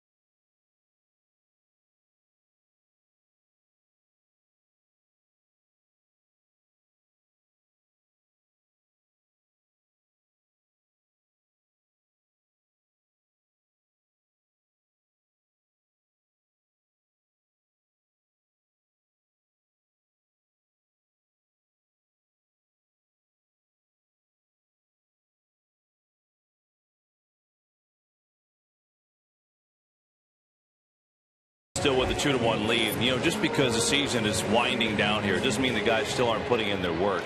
Yesterday before the game, early, about 2:45, out on the field, 5 Mets and Dave Hudgens just taking some early BP, even at this point of the season. And a lot of the young guys were out there. David Wright was there. He's working his way back from the injury. But Matt Dendecker, Juan Lagares, Zach Lutz, Omar Quintanilla out there with Hudgens, and Eric Langell, the backup catcher, the bullpen catcher, I should say, just taking that BP. And there was a special attention given to Dendecker and Lagares. Both guys, by the way, guys I could see as a center field platoon last year. But I asked Hudgens what he gets out of that session at this time of the year, you know, with so little time, so few time left. And he said, well, I think for both those guys, the thing about them is they both work so hard, and that's a real positive. I'm in both cases trying to get them to shorten up a little bit, and they each have different reasons why. He said Lagares, he's doing a better job going the other way, but a lot of times he just pushes the ball the other way. I'm trying to get him to really hit the ball the other way. So there was a lot of, you know, pitching certain things, and then Hudgens taking the bat with those guys and showing different ways to get to the ball. I asked him what's the most pleasing thing about that as the ground ball to second, and Lagares retired here. He said it's just progress. You know, working with young guys, when you see the progress, and progress doesn't have to be a 3-run double. For example, if I see one of those guys go out there and lay off a slider that they just swung at outside of the zone the day before, to me, that's progress. And maybe we saw that last night, guys. Both of those guys drawing those walks in that 4-run rally in the 9th. Well, Kev, extra BP is always a good thing, particularly for your reserve player. Now, we never took extra BP at 2:45 in the afternoon. I mean, if you're home, if it was a 7 o'clock game, you'd be out there at 4:30. I'm sorry, let me think here. Yeah, you'd be out there around 3:30. Maybe 4 o'clock. Get an hour's worth of hitting in before the pitchers come out and hit. But the players come to the ballpark so much earlier today. Why not hit at 2:45? They're there at 12 noon. Shoot, go out there and hit. If I had to do that, I have to go and take a nap. Darno bounces one slowly, and Bumgarner throws a strike to first, and there are 2 out. Keith, what would you say for both of those guys? Things that are imperative in the offseason to get to the next level next year. You're talking about Dendecker and Lagares? Yeah. Lagares, I agree with Hudgens, his swing has gotten long, Kev. He needs to get more compact. Dendecker, I have not seen enough. I like what I see from Dendecker. I wouldn't change a thing. He's got a nice short stroke. I'd like to see him play against left-handers and see how he hits against lefties.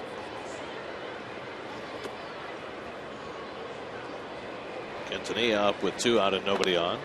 Omar has struck out in both his at bats. If he gets on, Zach Lutz is on deck to pinch hit for Nice. Lutz had a big RBI double in the 9th inning yesterday.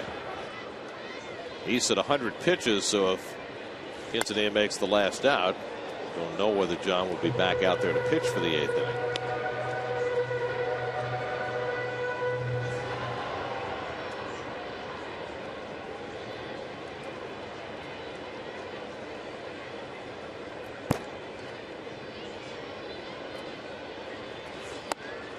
Quintanilla barely waving at that fastball. That wasn't good. 1-2. The deceptive delivery of Bumgarner. When you see someone swing like that on a fastball, it is just that he has not picked the ball up out of the hand. Very deceptive delivery. Well, the Mets will face Cole Hamels, another lefty, tomorrow night, and there's every chance that Wilfredo Tovar, who's joining the team in Philly, will be in the lineup tomorrow to give the Mets a right-handed batting shortstop. The problem for Tovar will be that he hasn't played in 2 weeks since Binghamton's season end. But I don't think he'll mind. I think he'll be very happy to make his big league debut. Ruben Tejada breaking his leg last night, chasing a pop-up and ending his season. So the Mets needing some shortstop help with Justin Turner still out with a hamstring injury. Quintanilla right now the lone shortstop available.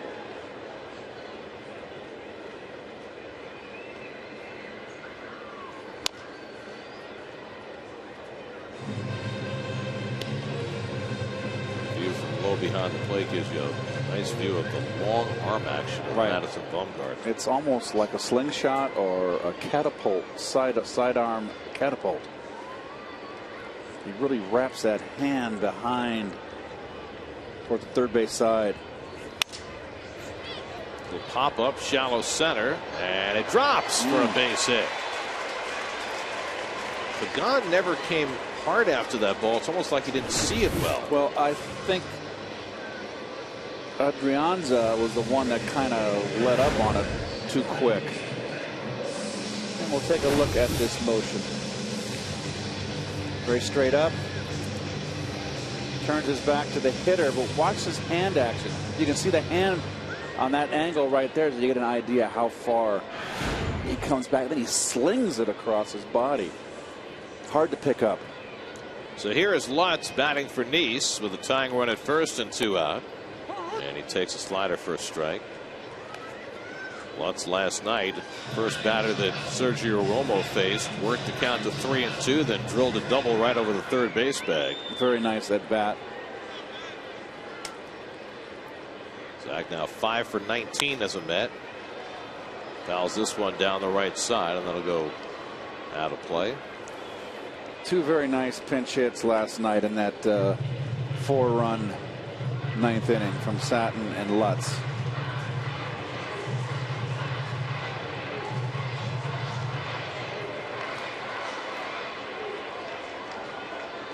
So Nice out after 7 innings. Allowed 2 runs and 7 hits. Trailing 2-1. And Lutz takes up and away 1-2.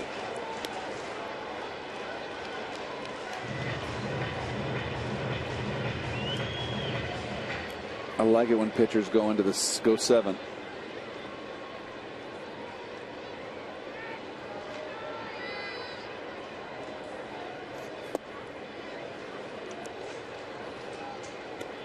Lutz has had some much better at bats in this last stint with the Mets.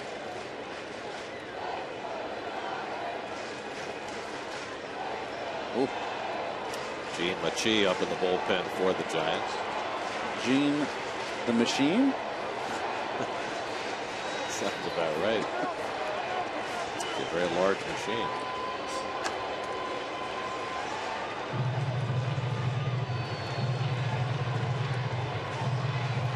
Bumgarner up over 100 pitches now, threw 103 in 6 innings in his last start against the Dodgers. Trying to get through the 7th here with a 2-1 lead. 2-2 to Lutz, and the breaking ball misses, full count. So Lutz again has gotten from 0-2 back to 3-2. And that'll give Quintanilla an automatic start, carrying the tying run at first. There's some conversation right there, and it's going to go right to the phone. Dave Righetti, of course, former Yankee. It's been interesting to me, the Giants in this series, who are playing for nothing, have used only their frontline relievers. Runner goes, and it's inside, ball 4. You know, they went back to the well with Casilla and Romo last night. Machi has pitched in this series. They've got about 12 guys in that bullpen, and they haven't used anybody else.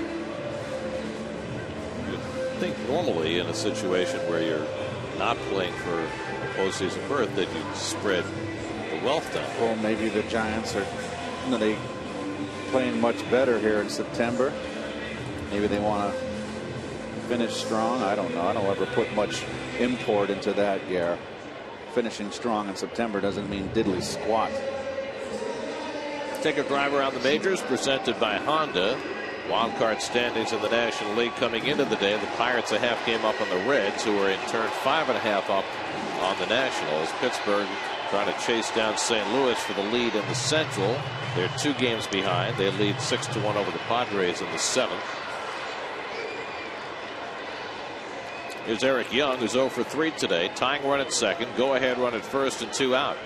And Young taking all the way, a strike. Good pitch by Bumgarner. They're struggling, backdoor curveball.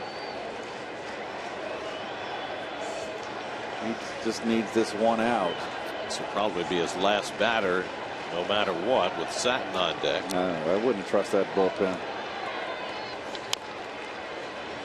Quickly ahead 0-2 on Young. He was just ahead 0-2 on Lutz and lost him to a walk.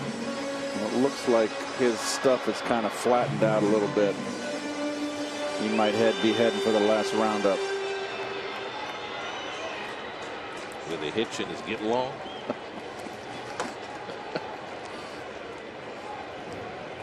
Quintanilla at second, Lutz at first with 2 out. 2-strike count to Young, who's just 2 for his last 25. And he takes the backdoor breaking ball. That misses 1-2.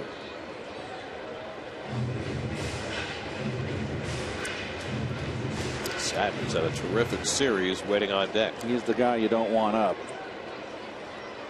If you're the Giants. Correct. 1-2 to Young. And he takes it high. So again, Bumgarner, after getting ahead, unable to put the hitter away. And now at 108 pitches. Just so glad the Giants went back to their old traditional road uniform. When I played, remember they had the SF on the side like the Cubs. Oh, it was so ugly. I mean, you gotta have San Francisco like a span of the Golden Gate Bridge. I mean, come on. It's a no-brainer. Well, they have those alternate caps with the G on it.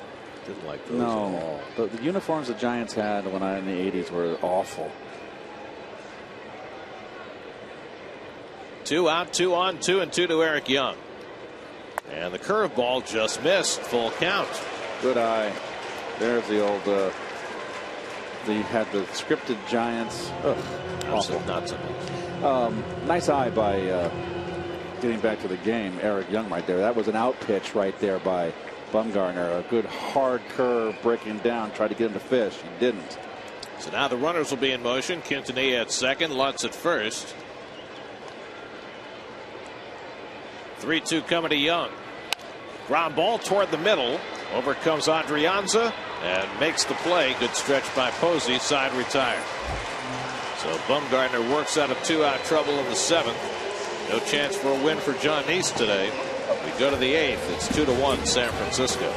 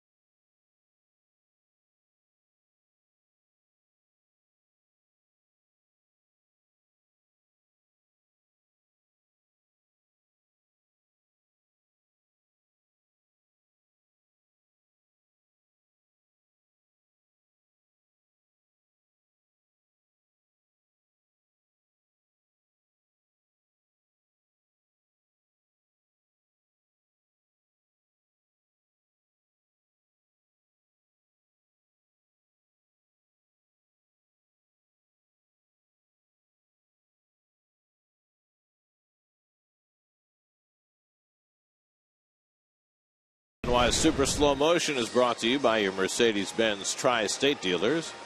Visit them on the web at searchmercedes.com. Scott Atchison will take over the pitching for the Mets as we go to the 8th. Well, second appearance in the series for Scott. Since coming off the disabled list on July 14th. Sported in 24 appearances. Faced 2 batters Tuesday night. Got Posey on a ground ball and struck out Pence. He'll get Pence to start the 8th and throws a slider that misses for ball 1. Pence is 0 for 2 and a walk today. 1 for 9 in the series after an 8 for 17, 5 home run, 12 RBI series against the Dodgers. And Atchison gets the ground ball, and Quintanilla throws out Pence, 1 out in the 8th. So John Neese threw 100 pitches in 7 innings, allowed 2 runs, 7 hits, 2 walks, 4 strikeouts.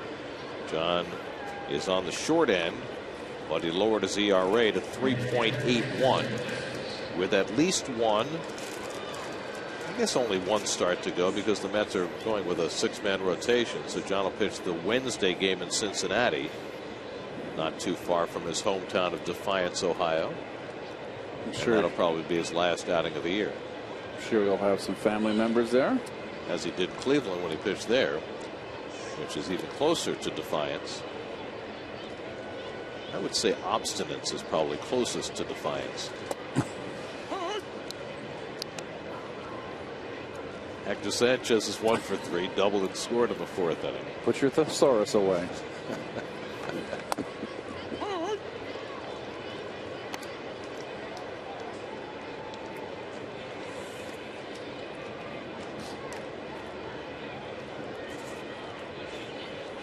Atchison quickly ahead 0-2, and Sanchez takes one at his feet.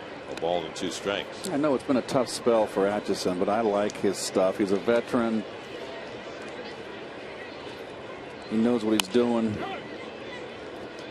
Well, he had a couple of injury issues at midseason. First, the elbow acted up, and he knew that was going to be a concern going into the season. And then, remember, he came back in Atlanta, and as he warmed up, he pulled the groin muscle and had to go right back in the DL. And I wouldn't be averse to having him back next year. It's going to be interesting to see how the Mets structure their bullpen next season, because you got a lot of up and coming young arms, from Gonzalez Herman to Jerry's Familia to Josh Edgin. So the question is, as you build your bullpen with presumably Bobby Parnell back as your closer, how much of a veteran presence do you want out there? Correct. And we all know what a veteran presence can do. I mean, look what it did for Parnell with Jason Isringhausen. Correct. Strike 3 called. Atchison gets Sanchez looking at the curveball. It's always good to have the veterans out there that know the ropes. I mean, the reliever's got to be patient. Nice curveball there by Atchison. You know, you're not getting called every day. You got to know how to pace yourself, not get antsy. And the veteran back there that's been through the ropes, you can learn a lot. A lot of dead time out there in that bullpen. A lot of time to shoot the breeze.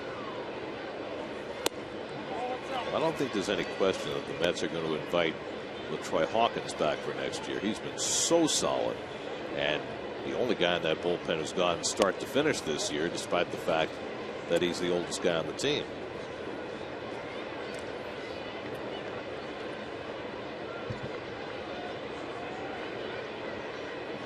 And then when you get to guys like Atchison and Ardsma and Burdack and Feliciano, I think those become tougher calls.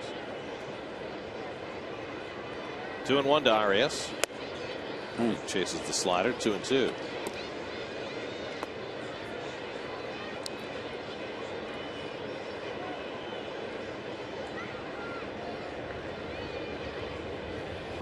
And he chases one even further out for strike 3. So a very strong inning for Atchison. 1-2-3 with a couple of strikeouts. Mets will go back to work in the bottom of the 8th, down 2-1.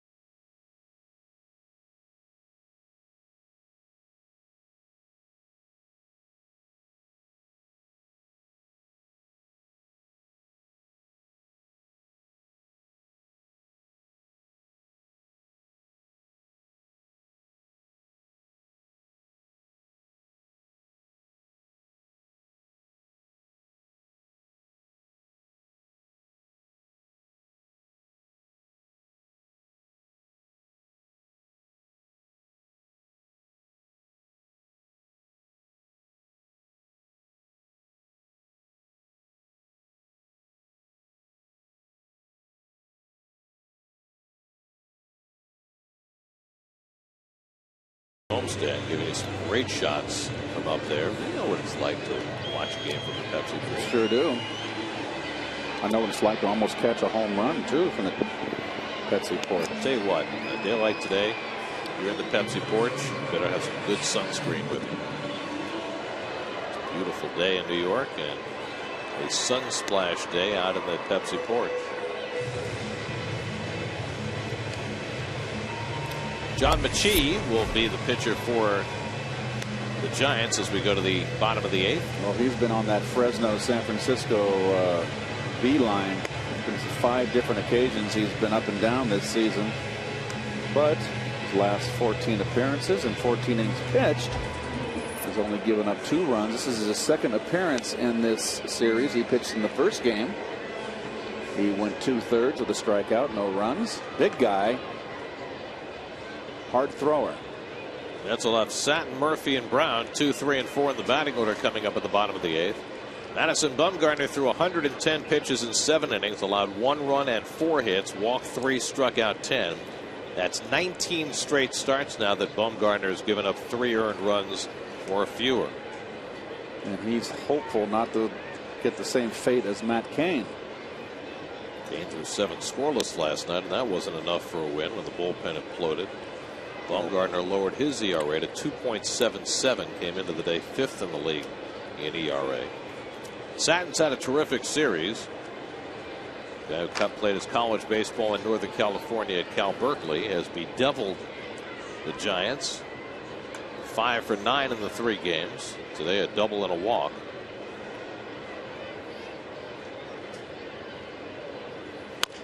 And he grounds one slowly down to Arias, who throws him out, 1 away.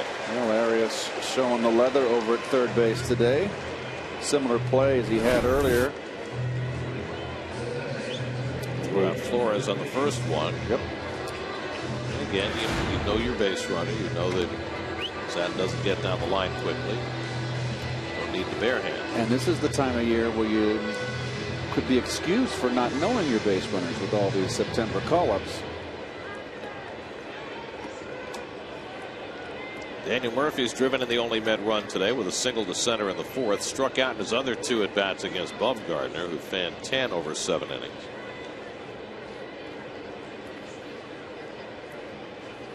It's today finishing off an 11-game homestand. They've gone 4 and 6 so far. Well, LaTroy Hawkins up in the Mets bullpen. Speaking of LaTroy, there he is. Still throws hard. 40 years of age. Rubber arm.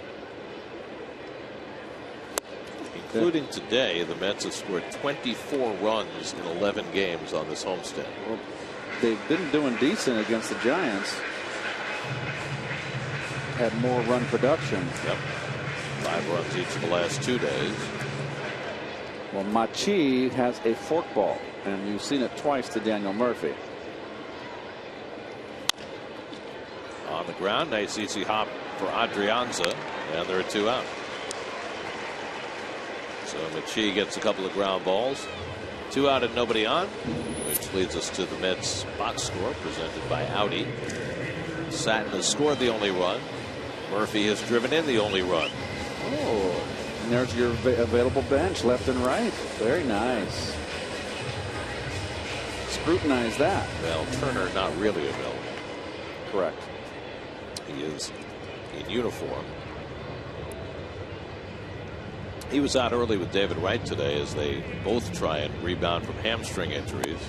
Of course, Wright's the far more severe one. David's been out the better part of 7 weeks now, but it does appear as though David will return to the lineup tomorrow night for the Mets in Philadelphia. So he'll be ready for the final 10 games of the year. Andrew Brown singled right over the first base bag his last time up.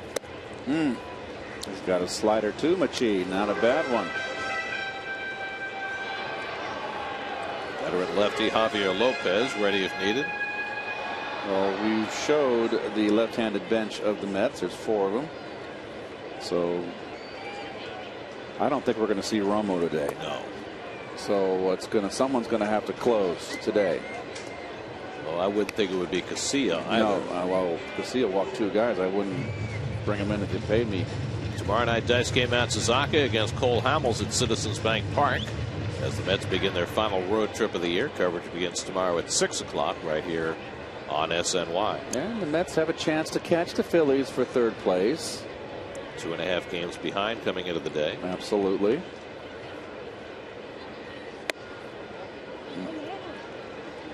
That splitter misses high, and it's 3-1. Mentioned the Mets with 24 runs on this homestand, a collective batting average in the 11 games of 186. I'd like to know how many strikeouts.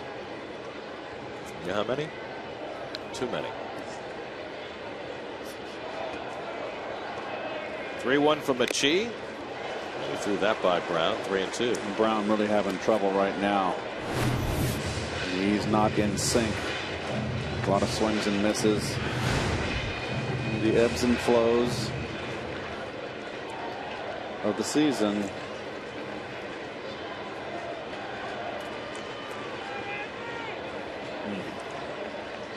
Full count to Andrew Brown with 2 out and nobody on. And he takes strike 3 call. Got him looking at the slider. 1-2-3 inning for John Machi. When we head to the 9th at Citi Field, 2-1 Giants.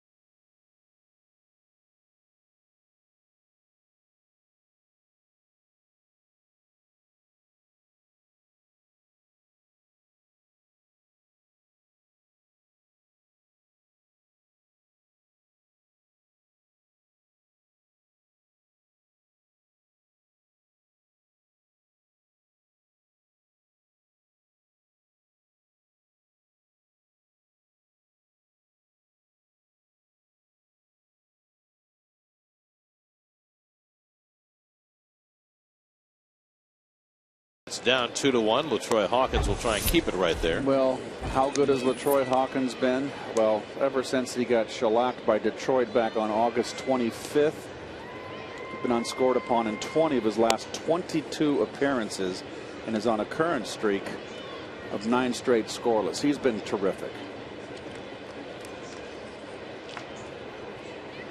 Juan Perez has had a big day in his first game back in his hometown. Perez, who came out of DeWitt Clinton High School in the Bronx, has gone 2 for 2 in a walk. Singled in a run in the 4th inning, the first Giants run. Giants got both their runs in the 4th. Second one came when Adrianza beat out a double play grounder, and that's been enough. First pitch, quick pitch in for a strike.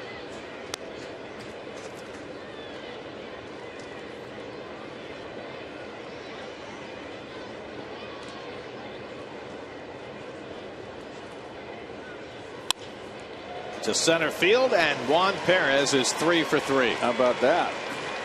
A big welcome home for Juan Perez. compact swing. Fastball in, kind of inside outs, and muscles it up the middle.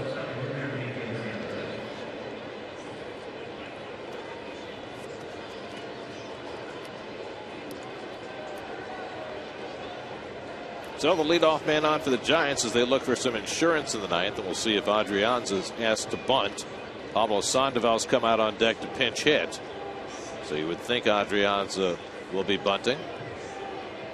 And he ran the hand up the bat handle as the throw went to first. Well, in at the corners, Suarez at third. 1-run ball game. Going to pinch hit. Next batter with Sandoval. Bunt is in order.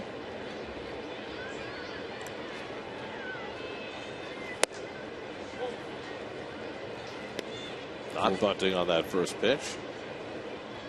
And maybe less inclined to let him swing. Let him give strike to swing. Taking a look down at Tim Flannery, the Giants' third base coach, to see if it's on here. Adrianza 1 for 3 today. He drove in a run when he beat out that double play grounder in the fourth. And again, swinging, and it's a double play ball right to Quintanilla. And this time the Mets double up Adrianza, 2 out and nobody on. Taylor made.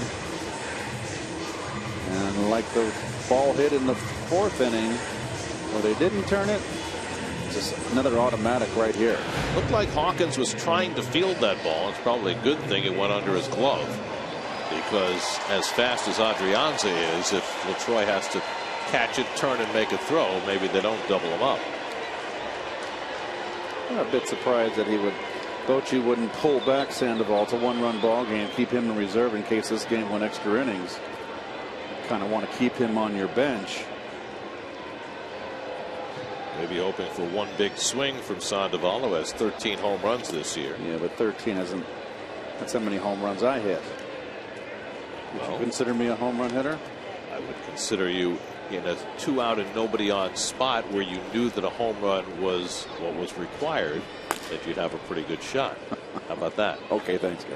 If it's 2 out and a runner at second, I know you're going to the gap in left center. Well, or I could pull it if you have to. Exactly.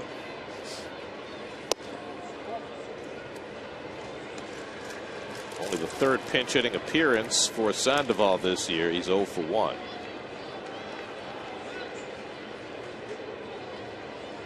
And that is Casilla we showed up there in the bullpen, the Giant bullpen. He's going to come in to close. After walking 2 yesterday when he came in with a 3-run lead and had to be pulled. Chance for a redeemer. Bochy showing confidence. Well, Casilla pitched well on Tuesday night.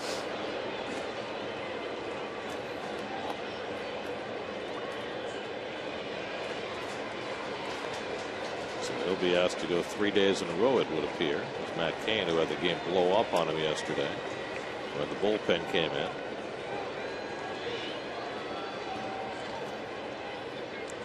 2-2 to Sandoval. And he slaps one foul. Sandoval is a very unpredictable hitter. He's not a disciplined hitter. He can swing at bad pitches. And he has success. He's one of the good hitters in the league. But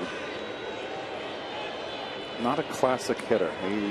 He's a cut and slasher.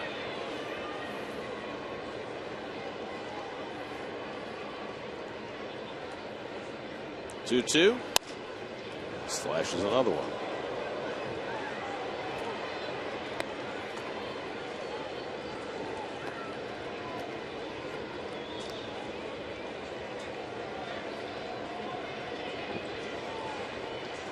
Look at that hand. That's a giant. It's a giant hand. Cool. What a great idea. That's a great idea.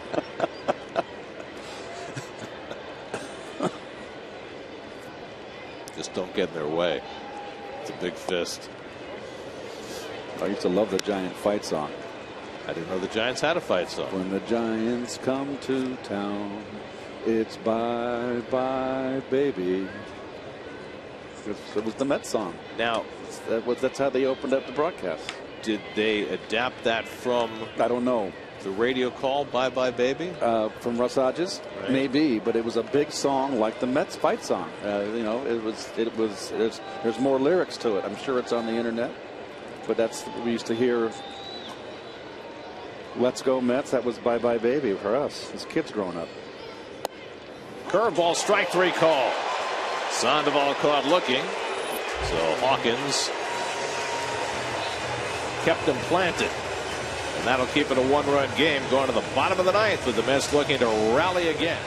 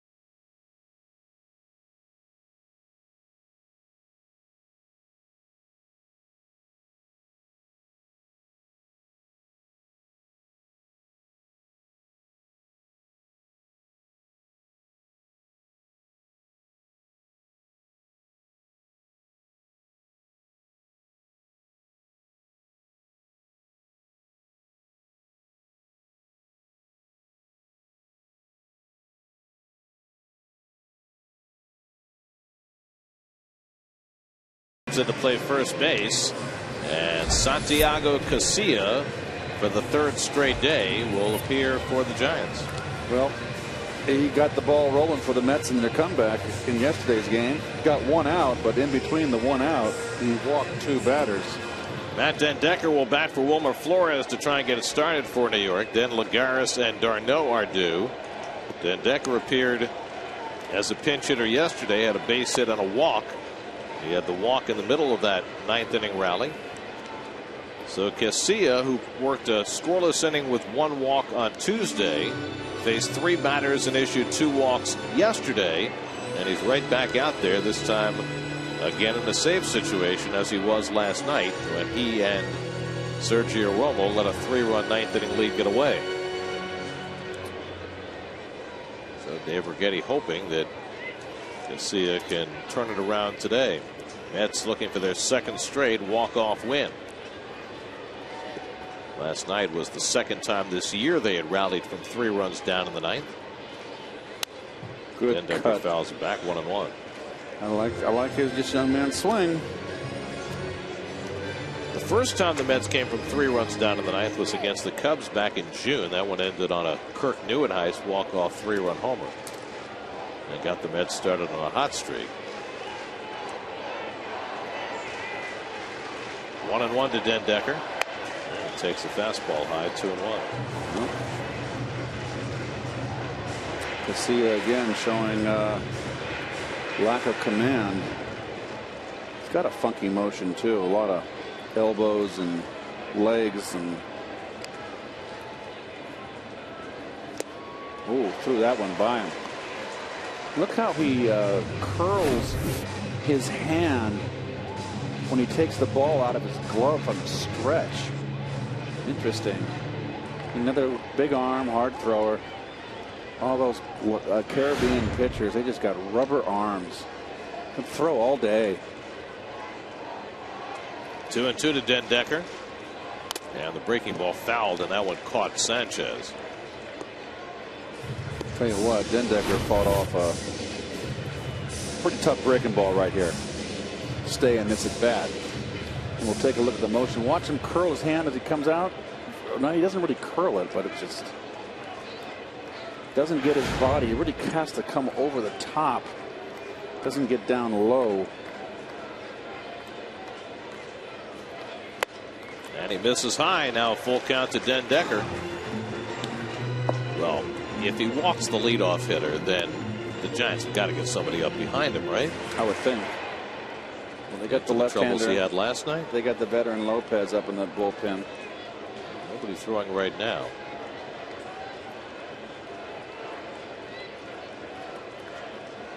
So Casilla, who has been troubled by the walk in this series, 3-2 on Dendecker. And he walked him. Jeez. And the Mets have the tying run aboard. Same old, same old. Well, I'll tell you what, that'll get you to lose a job in a tight situation. Geico Sports Night, the only show that's only New York sports. Coming up tonight at 10:30, the Jets get ready for Sunday. The Giants hoping to finally get a win, and we'll take you through the baseball as well. Geico Sports Night tonight at 10:30 on SNY. Well, Lagares has been known to put down a drag bunt of late. Juan is 0 for 3 today, up there to sacrifice, and he drops it down. Arias will have to go to first with it. Close Whoa. play, and reaching into the runner, Abreu able to grab it, and they get an out. 5-4 on the sacrifice. Oh, that is hustling down the line by Lagares, and almost got his body in there. He Was knocked the Abreu ball on the loose. bag? Looked like he hopped off the bag as he caught that ball. Was he on when he caught it? Let's see. It's a better angle.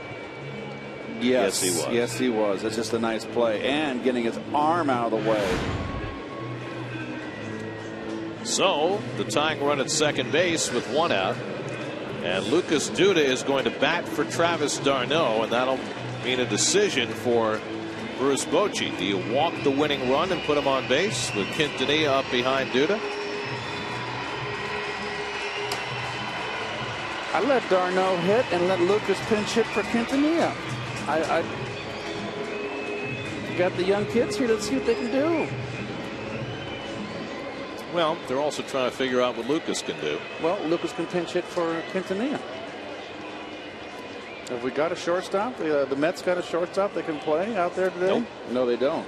That's why they are calling up Right, and Bochy's going to go. Tovar. Well, Bochy going to the mound. Lopez just getting up. So you got Duda announced as the pinch hitter, and now presumably Bochy will stall long enough. Nope, takes the baseball. I guess Lopez had enough. No, he's seen enough. Yep. So Casilla, after a walk and a sacrifice, is out of the game, and Lopez will come in to face Duda.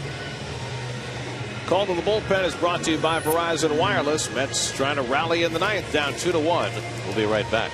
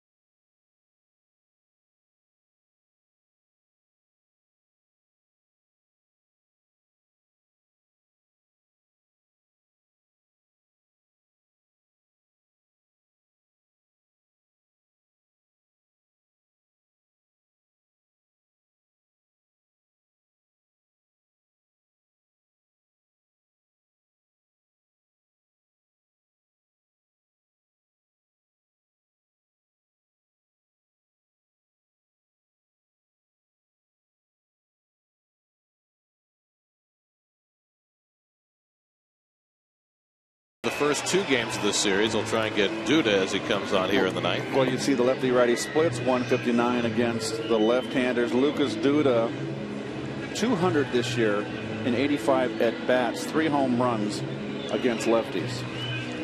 So Duda is the pinch hitter. Anthony Recker has come out on deck to bat for Quintanilla. Don't know who the Mets would use at shortstop. Well, if that happened, maybe Turner's well enough to go out there. I don't know. Then my point, let Darno hit and pinch hit Duda for Quintanilla. So the tying run at second, and Duda takes outside for ball 1. Lopez each of the last 2 nights has come on to get Daniel Murphy out. Duda's had 2 career at bats against Lopez, and he's 1 for 2. Dan Decker drew a leadoff walk. A sacrifice by Lagares moved him to second. And the Mets try to rally in the bottom of the ninth for the 2nd straight night. And a fastball strike. 1-1 to Duda. Well, you can see by the motion of Lopez why he's always been, the veteran has been so tough on left-handers his entire career. A left-handed specialist. He throws by way of Detroit or Laredo, whatever way you want to say it. There's Recker on deck. And Duda lines one foul. That breaking ball in, and Duda hooked it. 1-2.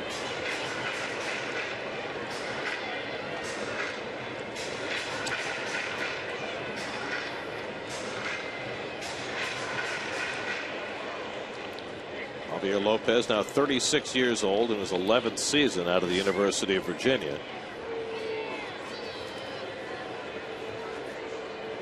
Duda 0 for 3 as a pinch hitter this year. Now behind in the count, 1-2. Will pop up into center field, and Pagan waits for it. That's the second out, and Den Decker holds at second. So the Mets are down to their final out. Anthony Recker announced as the pinch hitter. And let's see if Bochy makes a move here. He's got a right-hander up in the bullpen. Does not usually let Lopez stay in to face right-hand hitters, but we'll see if he does so here.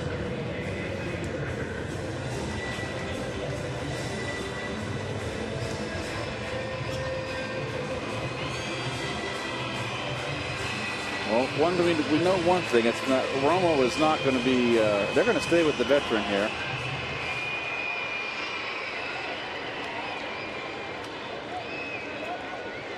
Got Recker at the plate.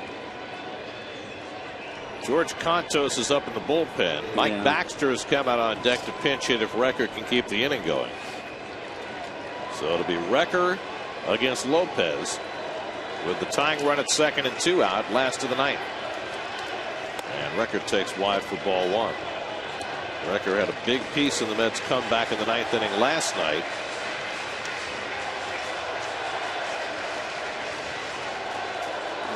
And there Justin Turner replaces Baxter in the on-deck circle. So Justin has been sitting out with a hamstring, apparently well enough to bat.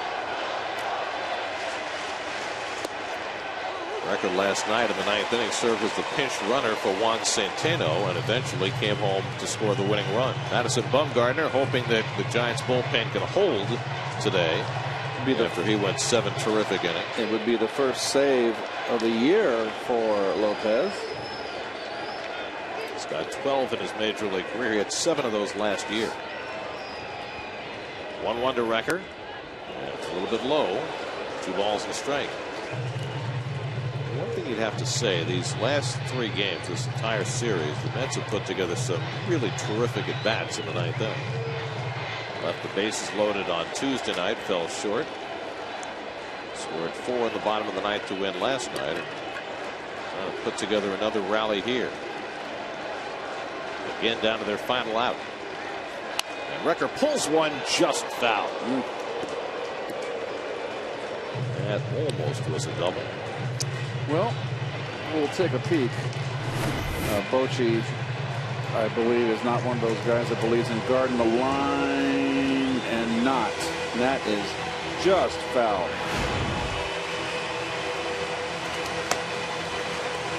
So the Mets are down to their last strike. Sorry, Garrett. I kind of agree here because a base hit ties the ball game.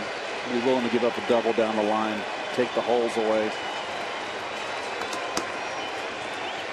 2-2 to Anthony Recker. Ball 3. The walk would put the winning run on base. Justin Turner out on deck to pinch hit. Turner's last at bat came 9 days ago. Well, Bumgarner's got to sit there and sweat. Just as Kane did last night. Dan Decker a fast man at second with 2 out. 3-2 to Recker. And he just got a piece of it. Oh, nice play by the ump. Look at this play. Sign him up. Hope we're not going to show it. He made a nice catch. Made a Willie Mays basket catch. Ah, the California State, the flag. The old grizzly bear. That fans won none of it. California Republic. That was a long time ago. No, it sure was. Far cry. Again, the 3-2 to Recker. And he struck him out with a curveball. Lopez secures it for the Giants. And they take the rubber game of this series. Madison Bumgarner, 7 innings, 10 strikeouts.